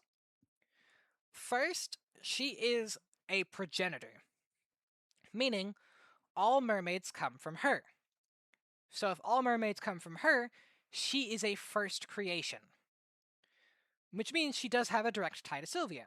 All of the first creations have light stored inside them in order to be progenitors. So all mermaids can come from her. She has to be the first. She has to have that primal light. Second part is there are beings worshipped in the Margoria Sea as divine. Now we don't know who Margoria is or what Margoria is. The popular theory is that it's actually Roxala, and the reason why she becomes an Adana and why she is corrupted by Hadum, because remember, Hadum only goes after and only corrupts directly shards of Sylvia. And then things spill over and become corrupted by the presence, but the presence only happens if there's a shard of Sylvia. Like that's the whole goal. So Roxala has to either be a shard of Sylvia or possess a shard of Sylvia. So there is a reason, but it's not like directly explained. Now it's possible it's directly explained if there's like a quest line in Margoria or something like that. I don't believe there is. We don't know a whole lot about Roxala in general, but we do know that she is a progenitor and that all mermaids come from her, so she does at least have divine creation tied to her, which means she has at least some sort of Sylvia's light, and that is why she was targeted by Hadum.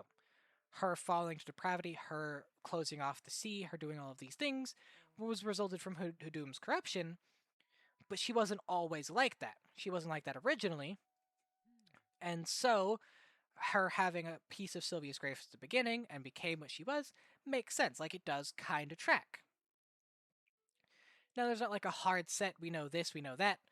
A lot of the lore of the characters and stuff are pieced together from various entries and various things. We don't have like a hard set. This is the story, this is our timeline. We have things that happen that are then later explained in a different way than we originally described, and like these are the real things and those were the old things. But she is at least either possessing Sylvia's light or a piece of Sylvia. We know that for almost guaranteed. How or why is left up to interpretation. Anybody else got a question?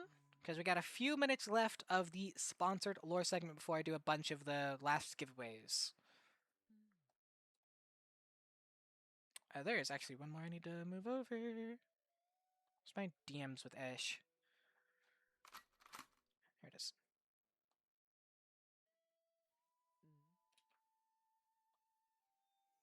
Yeah, of course. Now, I also will specify for everyone present. I am a massive nerd. Like, massive nerd. If there's anything you guys are ever curious about, numbers-wise or lore-wise, you can always DM me, send me a message on Discord, try and find me in-game, and whisper me, whatever it is, can always ask me these questions. I would love to answer them for you. In the Discord, I have the content creator title. I'm Peachy Bean, and I'm Peachy Bean pretty much in every Discord, and I'm in almost every single Discord, for the most part. In game, I'm always, generally speaking, on my Deadeye, which is Lilia Bella. Lilia Bella. If you ever have any questions in game, explore the mystery of the Mountain Wanderer. Isn't that the Magnus guy? Pretty sure that's the Magnus guy. Like I said, Magnus is something I haven't touched yet. Time travel gives me a headache. I'm gonna be completely real. Questline on the Berlin farm. Huh? I missed a questline?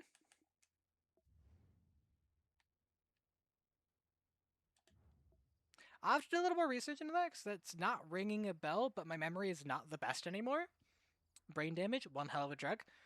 I'll look into that and see if I know a little more what you're talking about, and I'll DM you later if I figure but out. But at the moment, that is ringing exactly 0 bells.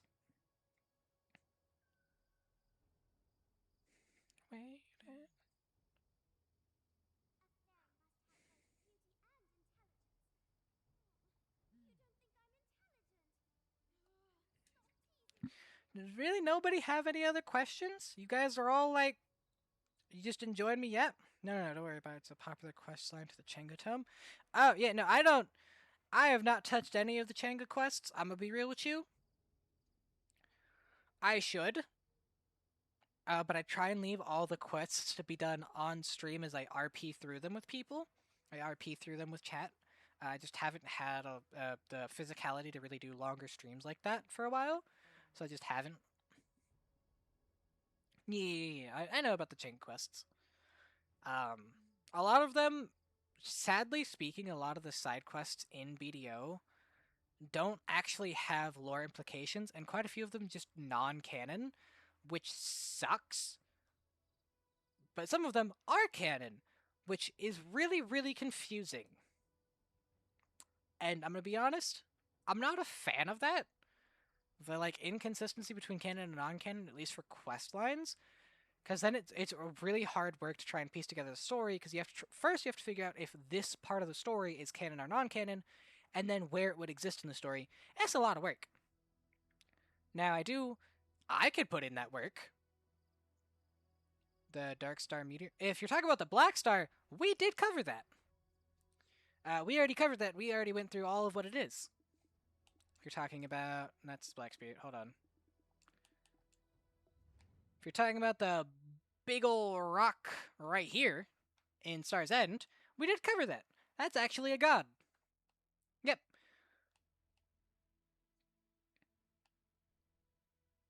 Yeah, the VOD will have all of what I went over on lore today. And if I'm not mistaken, I could be, VODs do not have ads on them. So you guys will be able to watch them unendingly. However, you'll still deal with me pausing for the ads occasionally.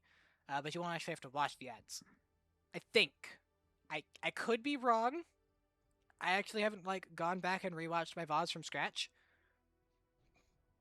But I will say the VODs won't have my music in them. So it'll just be me yapping. There will be no backing tracks. Sorry. Twitch rules. If I had the music in them, the stream itself would be muted. So then you wouldn't be able to watch the VOD at all. And that's cring. But yeah, I did cover the Black Star. Alrighty, as we're approaching the end of the stream, so Eggy, an NPC, has a wonderful short quest that pits him versus the Calphion Reggie. Yeah, I love the mini quests.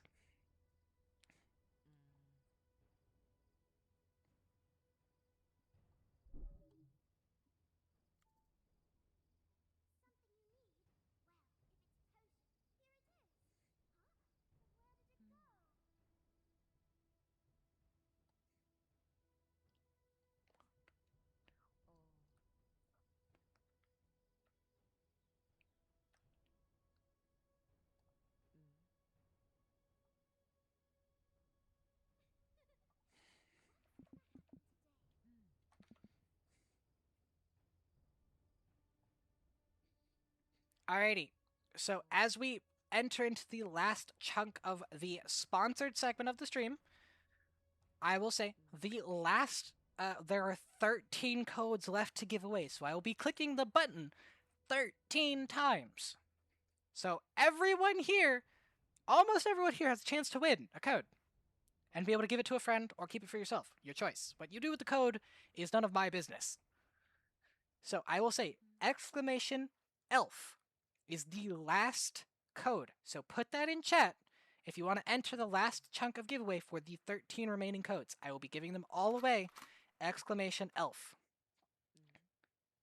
ELF. Because we all love the elves here. And if you don't, you are very much in the wrong stream. So I'll give this a little bit for everyone to put it in. Let's say you have a friend that hasn't been watching, be like, hey, come join and put an exclamation out for you, a chance to win. If you want to do that, go for it. If not, we'll wait a little bit. So everyone can go ahead and put in these codes. Now, right now we only have, looks like 5 people, so they're about to get like 2 or 3 codes each. That's gonna be crazy. But that's just how it is.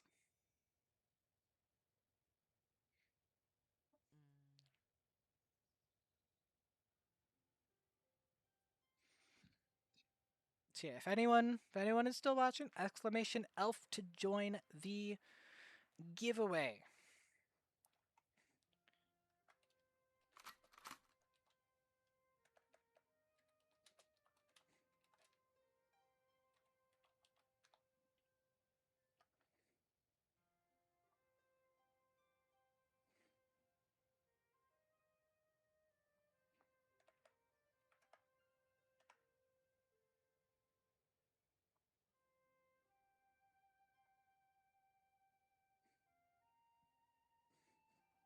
I'll go ahead and throw it in chats in case people have me muted. They can still see it. Yeah, I can't join my own giveaway, thankfully.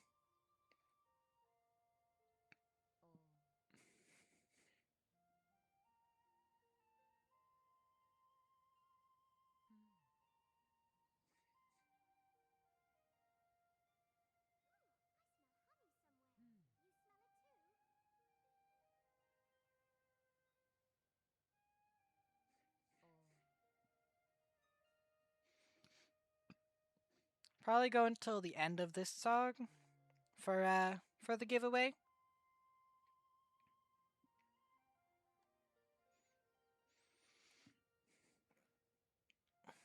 So I guess while we wait for the giveaway, anyone have any last sets of questions? Maybe not about lore, maybe you have a question for me. I can answer some questions too.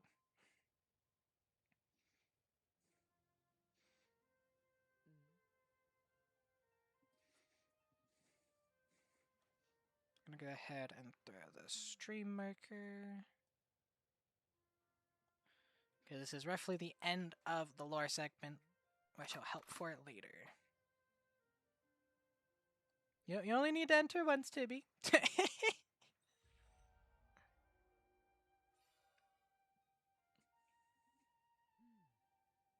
Hey, look, Zarka spawned. The god we were talking about for like 20 minutes. Alrighty, that is the end of the thing. So let's see who all gets multiple codes. Okay, so let's see. I have 13 to give away? Which class do you think is up next? That is something I'll talk about in just a second. I gotta count real quick. 1, 2, 3, 4, 5, 6, 7, 8, 9, 10, 11, 12. Alrighty, 12 codes to give away. 1, 2, 3, 4, 5, 6, 7, 8, 9, 10, 11, 12.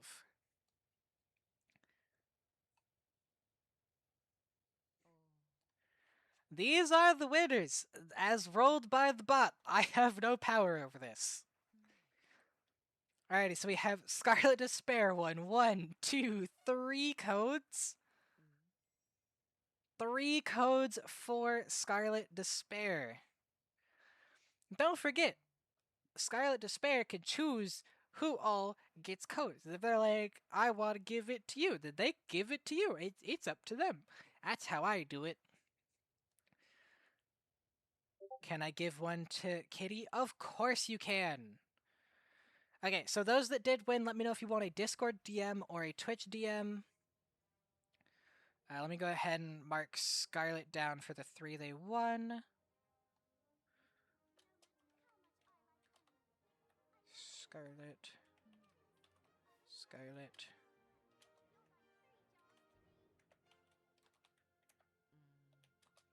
Alrighty, so we have those 3 from Scarlet. Then we have Damar 1, 1, 2, 3. 3 for DeBarlet.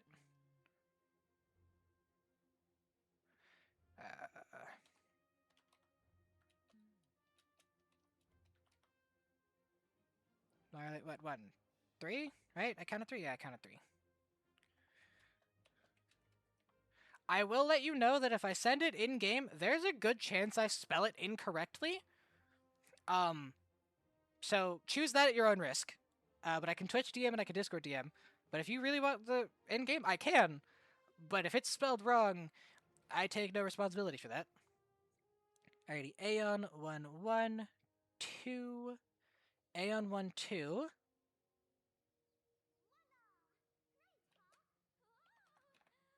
And Aeon, you said you wanted to give one away to Nevitz. Nevitz 7372. Hold on, everyone. I'm trying to type. I could also give one to Kindred. Yeah, you can give a second one to Kindred. Of course. So Tibby one, 2, 3 looks like. Yeah, Tibby 1, 3. Type faster? No. Tibby one, give a second one to Kindred, and who? Ah, to Kitty. Okay. And then the last one was Vol. Okay. So Scarlet, let me try and read to make sure I didn't miss anything. Whisper me in game. Twitch DM then. Okay. So Scarlet, you won 3, so you can pick. Do you want to all 3? Do you want to send it yourself? Do you want to send them anywhere else? Is there a person you had in mind?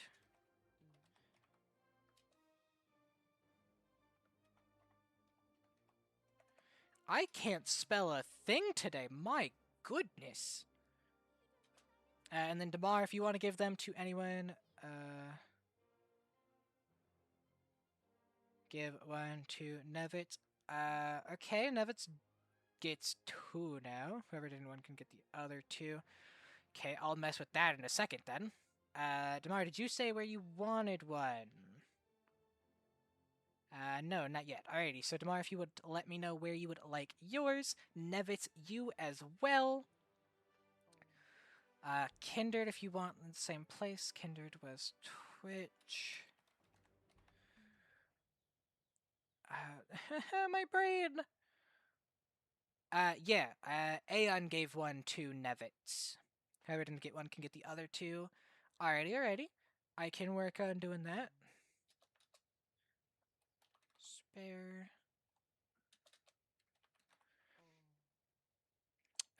Aeon is Discord. Tibby is Discord. Kitty, where would you like your code sent? I don't know who didn't get what though. Don't worry, I have the notes. I can send them out. But I want to try and get all these notes down first. So yeah, Nevitz, where do you want your code sent? Kitty, where do you want your code sent? And I think Vav, you said where you wanted your code? Twitch, yes, you did. Twitch.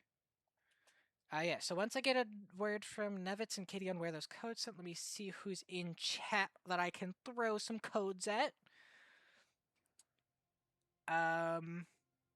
Dia dos Muertos, you didn't get a code. You can get one of Scarlet's codes. Dyad. I'm not spelling all that out. I'm going to spell it horribly wrong. So you get one of the codes because you didn't get one. Sam, you get a code. Congrats, Sam.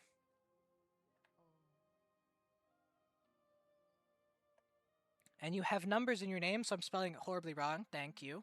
And that's everyone that's in chat that got codes or didn't get codes. Yeah, I wrote down Kindred. Can I give one to a fellow? Yeah, no, of course. You can give it to anyone you want. Oh.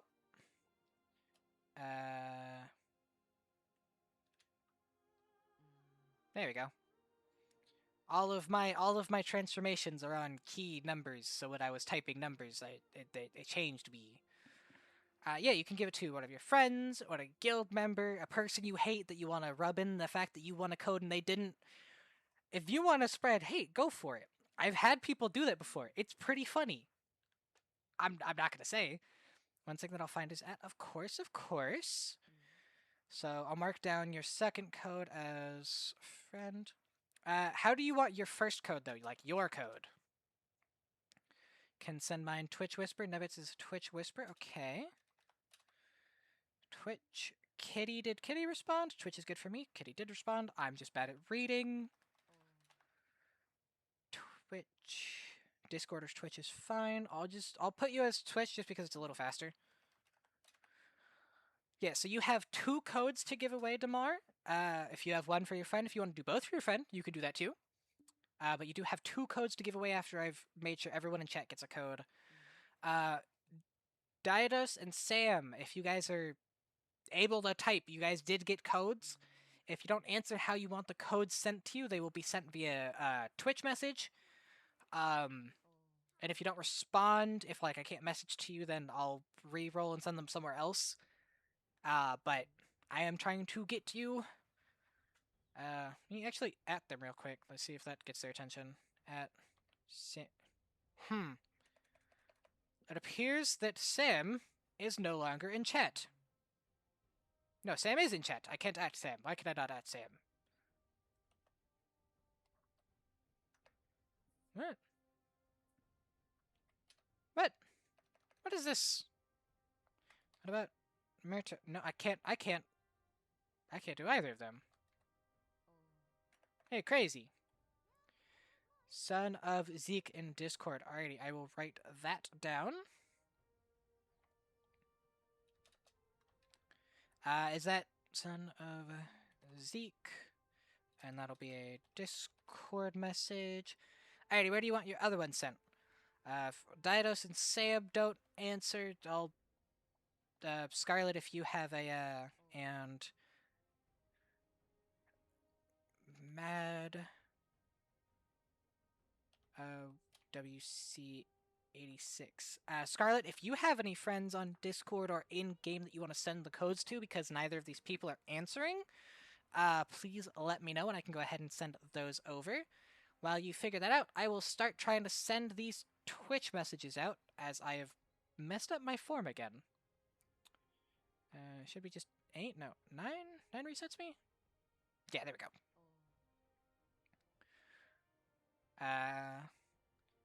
So I will say all Discord messages will be sent out after the stream is fully over. All Twitch messages are being sent out right now. They sent via Twitch Whisper. But yeah, Discord messages will be sent out later when I can mess around with my Discord a little better. It's a little hard while I have everything running at once. My PC is not the best.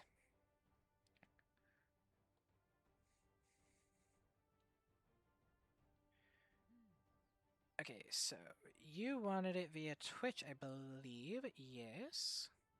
Whisper. Notes. Control C. Control V. There is yours.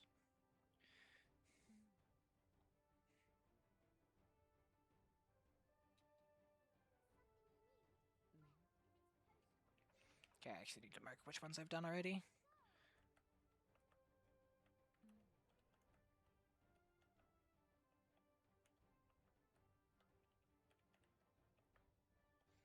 Okay, I need to send 1, 2.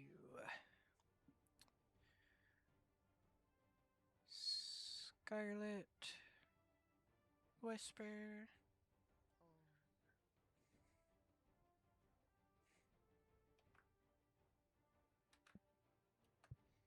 There is Scarlet's code. Go ahead and mark Scarlet's as complete. Discord, Twitch, Nevitz. Where is... Oh. No, you're fine. Take your time. I gotta try and navigate this chat, so you got time. There's Kitty. Let me whisper Kitty. There's Kitty. There they are. Control Z, Control V. Boop. There's Kitty's DM. Then Kinder got a second code. that can be sent to anyone they choose. Enjoy. So let me go ahead and mark. Do-do. Do-do. Nevitz. A whisper. Alrighty, Nevitz, I cannot whisper you unless you change your settings or whisper me first. So if you go ahead and do that, I can go ahead and send you that code. Just let me know when you have, and I'll re-go back to you. Easy. Is there anyone else set for Twitch that I haven't done yet? Yes, Vavlax, or however that's pronounced. If I pronounce your name incorrectly, don't feel bad. You also have blocked whispers turned on. So Vav and Nevitz, if you guys could both either whisper me or go change your whisper settings, I can go ahead and send you those codes.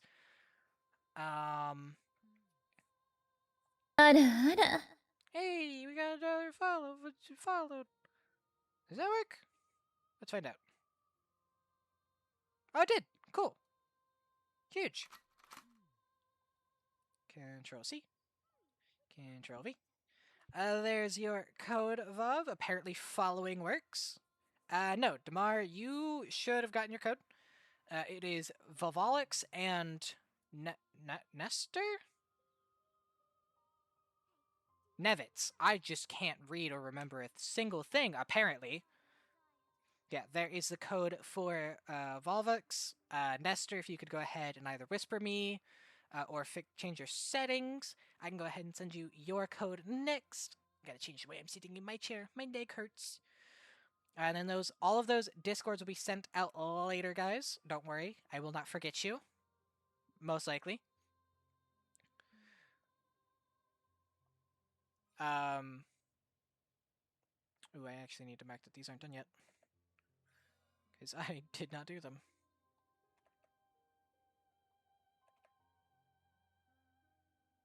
Yeah, there we go.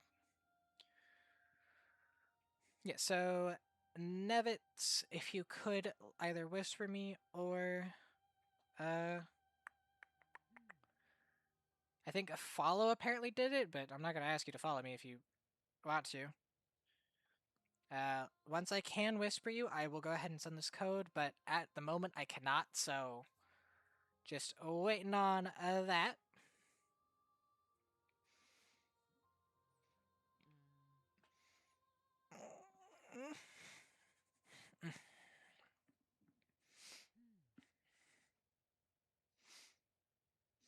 Alrighty, and then Scarlet, have you decided who you want to send those codes to? Because you still do have 2 spare codes to throw out. Do I want to go to war today? We're not even going to war today. Pfft, Lamau.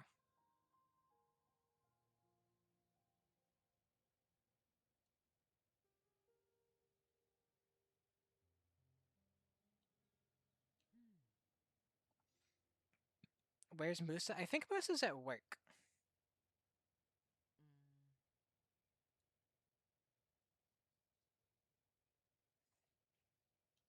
Just sent a message. Perfect, perfect, perfect. Yes, I did get it. Thank you, thank you, thank you. So allow me to send you your code. Here you are. And that is all of my Twitch ones done. Just gonna go ahead and reclose this program so my PC speeds back up a little bit. So yes, Scarlet, once ever you decide where you want to send your 2 spare codes, or I can just send you all 3 and let you decide to do with them. If you would want that, I can do that too. Up to you completely. Random question, what floor are you on Altar Blood? 0? I have not done a single floor. I have not done a single run. I've been too sick. I log in, I barely manage war, and then I, generally speaking, have to go back to bed. So, it's been a blast. The beauty of being super sick all the time. So I get to do nothing. Of the way it used to be.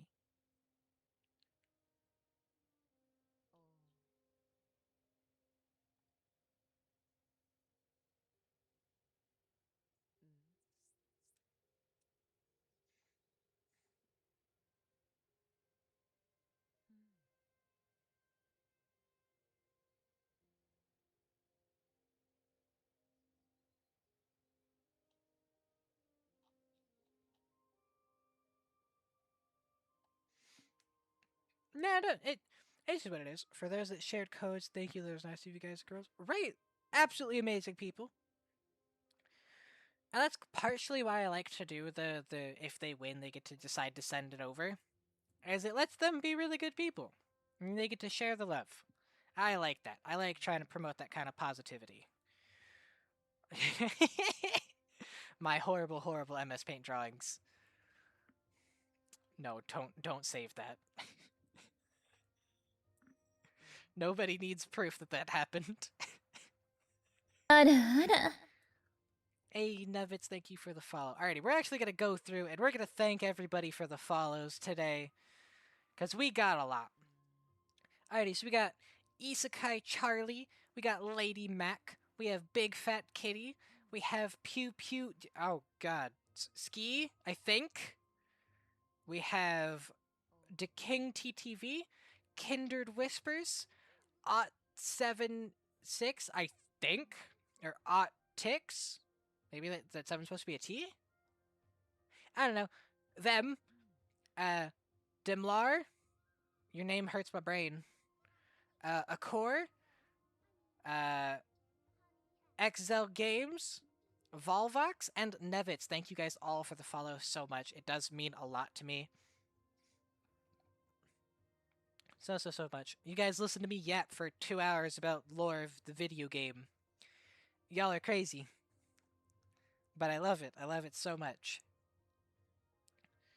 Now, originally I was planning to go to war after, like, the big lore stream, and you guys were going to see me physically play the game. But I don't have a war tonight. I mean, I can see if there's anybody that wants a merc, I guess.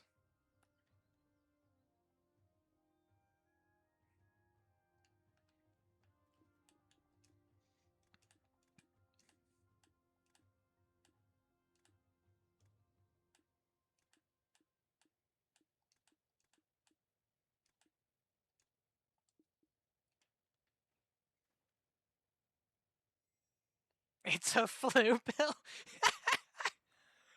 That's great.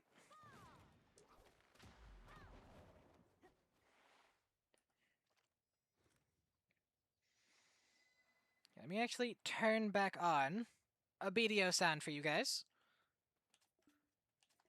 What? Oh, Asuna's dead. Cool.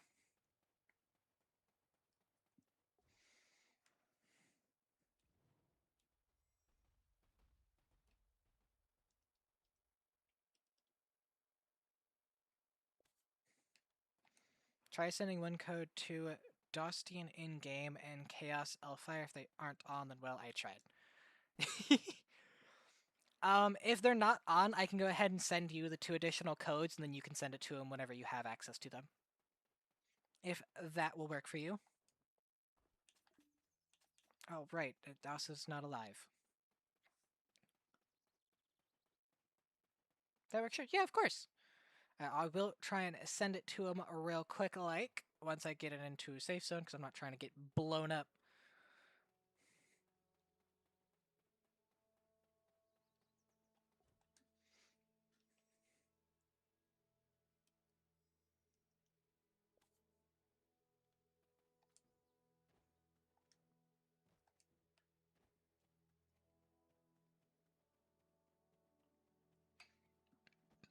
Alrighty, now I will be blocking my screen. I am still here, guys, don't worry. It's just so no one can, like, steal codes. Okay, Whisper.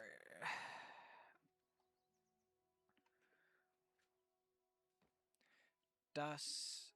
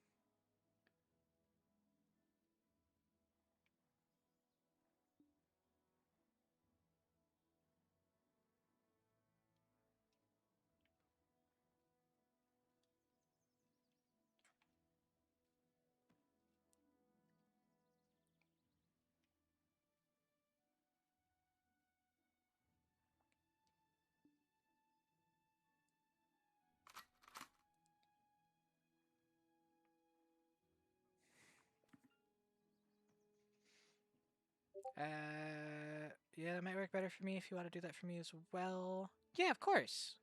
Yeah, I can go ahead and send you the extra 2 codes. Looks like the first person was online, Scarlet, and I just sent them that code. Let us go ahead and see if the second one.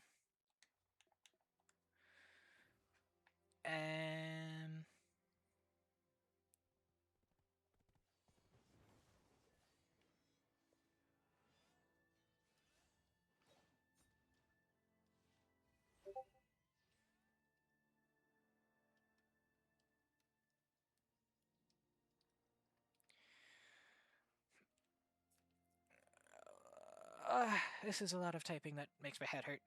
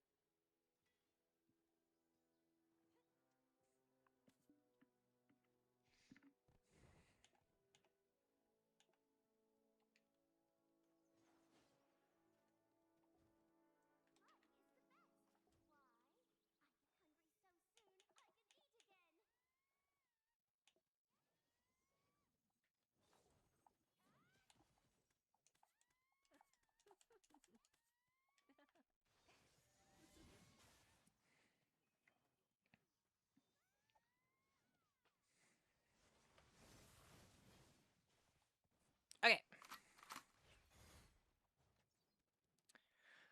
It'll be the same time on the 11th for this one, which will start at around 5 p.m. CST. It is also on the main video page, the event page for Olvia summer class or summer camp. You'll be able to find Peachy Bean and when mine will start in, I believe it's PST. But yeah, around 5 CST, which was 2 hours and 30 minutes ago, from whatever your time is when the stream will start on the 11th. Yeah, I can go ahead and send you the additional codes, Delmar, and then I'll go ahead, just in case, I'll send you the 2 backup codes, Scarlet, in case they don't get my DMs or they ignore me, or what have you.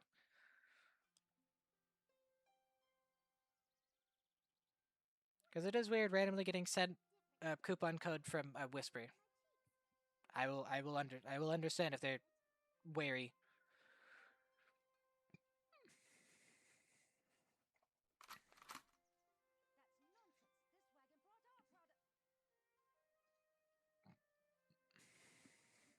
Okay,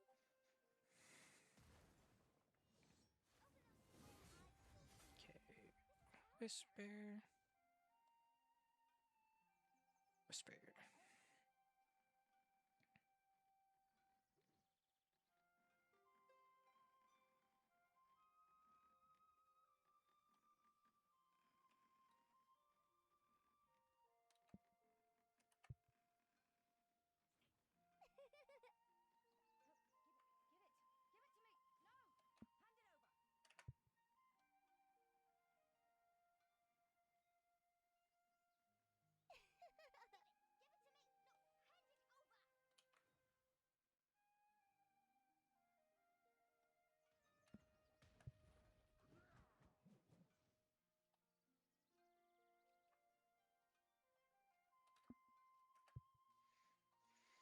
Alrighty, there are all of the codes sent out aside from the Discord ones. Those will be sent out later today. Don't worry, I have not forgotten about you. Oh, I'm starting to feel sick, man. Oh no.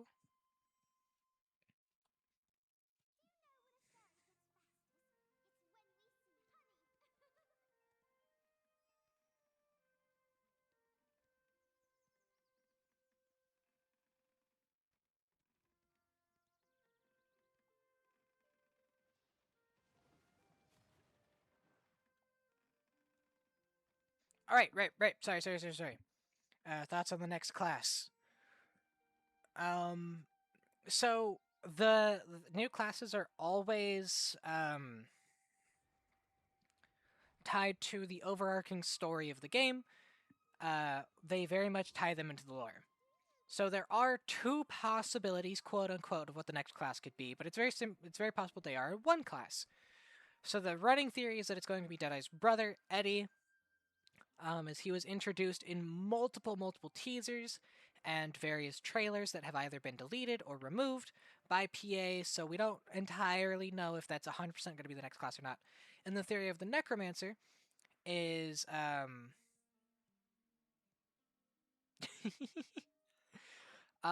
because we got the outfit and the lore tied behind the first king of Belanos, or the first prince of Belanos, the Dark Prince, as well as we have the overarching story in Adania 2 and Hadum's invasion, necromancy, corruption, all of that. Those have massive story elements, so it's very possible the next class is going to be necromantic themed. So it could be one or the other. We don't entirely know. We'll find out very shortly with Heidel Ball. Should be the next thing we get in the details. I'm more leaning towards most likely Deadeye's brother is going to be the next class. Um, and the problem with the Deadeye's brother is we've gotten 3 very distinct style videos released for him that all very much conflict with each other. Now, all 3 of them have been deleted, so we don't know what he's going to be, what he's going to be like. He could be the necromantic class that we got. It could be the brother that was lost in the time stream, was found by Hadum and corrupted and became one of Hadum's champions, and that's where they get introduced. And there's going to be the overarching story between Deadeye and brother, of Deadeye having to try and fight and kill her brother. Could be like how they introduced Seraph as the NPC, and there's that whole thing with Morgoth and her being the Seraph that we fight with during Adonia's storyline. I could see them doing it. I don't see that being more possible, but it's definitely a thing that could happen. But it could be either one, or it could be something completely unrelated to the teasers and releases they have, and something that is still lore related. With because we still have the second part of Land of the Morning Light, Land of the Morning Light Part 2, which we didn't really get a character for, that never got anything released. More Marnie involvement. Marnie gives me a headache, man. Alrighty, but I do gotta go do something real quick, so I will be back very shortly to continue this conversation.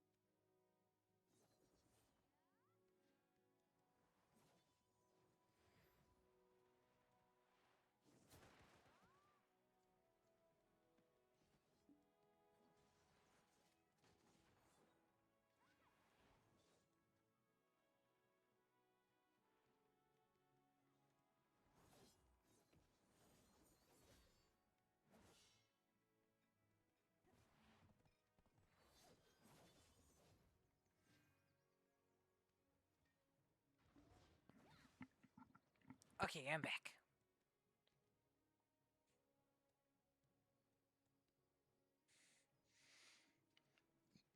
Alrighty, so yeah, the next class is going to be related to the story, or at least a storyline. And there's quite a few storylines that don't have like direct classes yet. We have LMTL 2 doesn't have a direct story correlation yet. Adania doesn't have a direct story correlation yet. Um, so it could be related to Adania. It could be related to Land of the Morning Light. It could be related to Deadeye because we still have her brother. So we don't really know. I'm more leaning towards most likely it's going to be her brother because Deadeye was incredibly popular. A male version of Deadeye would also be incredibly popular. And monetary wise, it makes sense to do that as the character. Man, I'm sad. I really did want to go to Node War tonight. I guess I get to get off and go to bed then, which is always very nice. Alrighty, so with no having war and I'm starting to feel a little sick. Thank you all. Insert clip EFUD memes. Alright, I'll wait until the ad's over to do my final talk.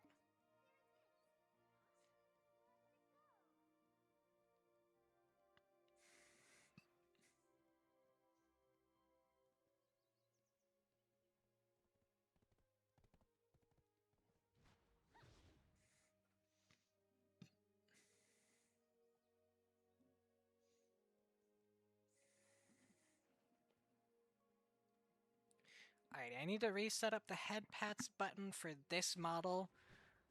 Thank you for reminding me of that, Kitty. But thank you all for watching and stopping by. All of the follows mean a lot to me. All the chatting's also super, super, super fun. Thank you guys so much. I do try and go live at least once a day. I generally go to Node War. And then I yap about the lore for this game a lot. I'm not going to sugarcoat it, guys. It's a lot. Um, Now there is the next stream already has its own set topic, or the next like big lore stream for the Olvia Silver Camp is going to be covering this story and our player character is what I'm going to be covering for that. But let's say you want to learn the story of like the Gyphins or the trees, some of Calphion. I do talk about those when people ask me while I'm streaming. So if there's ever something you wanna learn about and you hop into a stream and be like, hey, could you explain this? I'll go over it.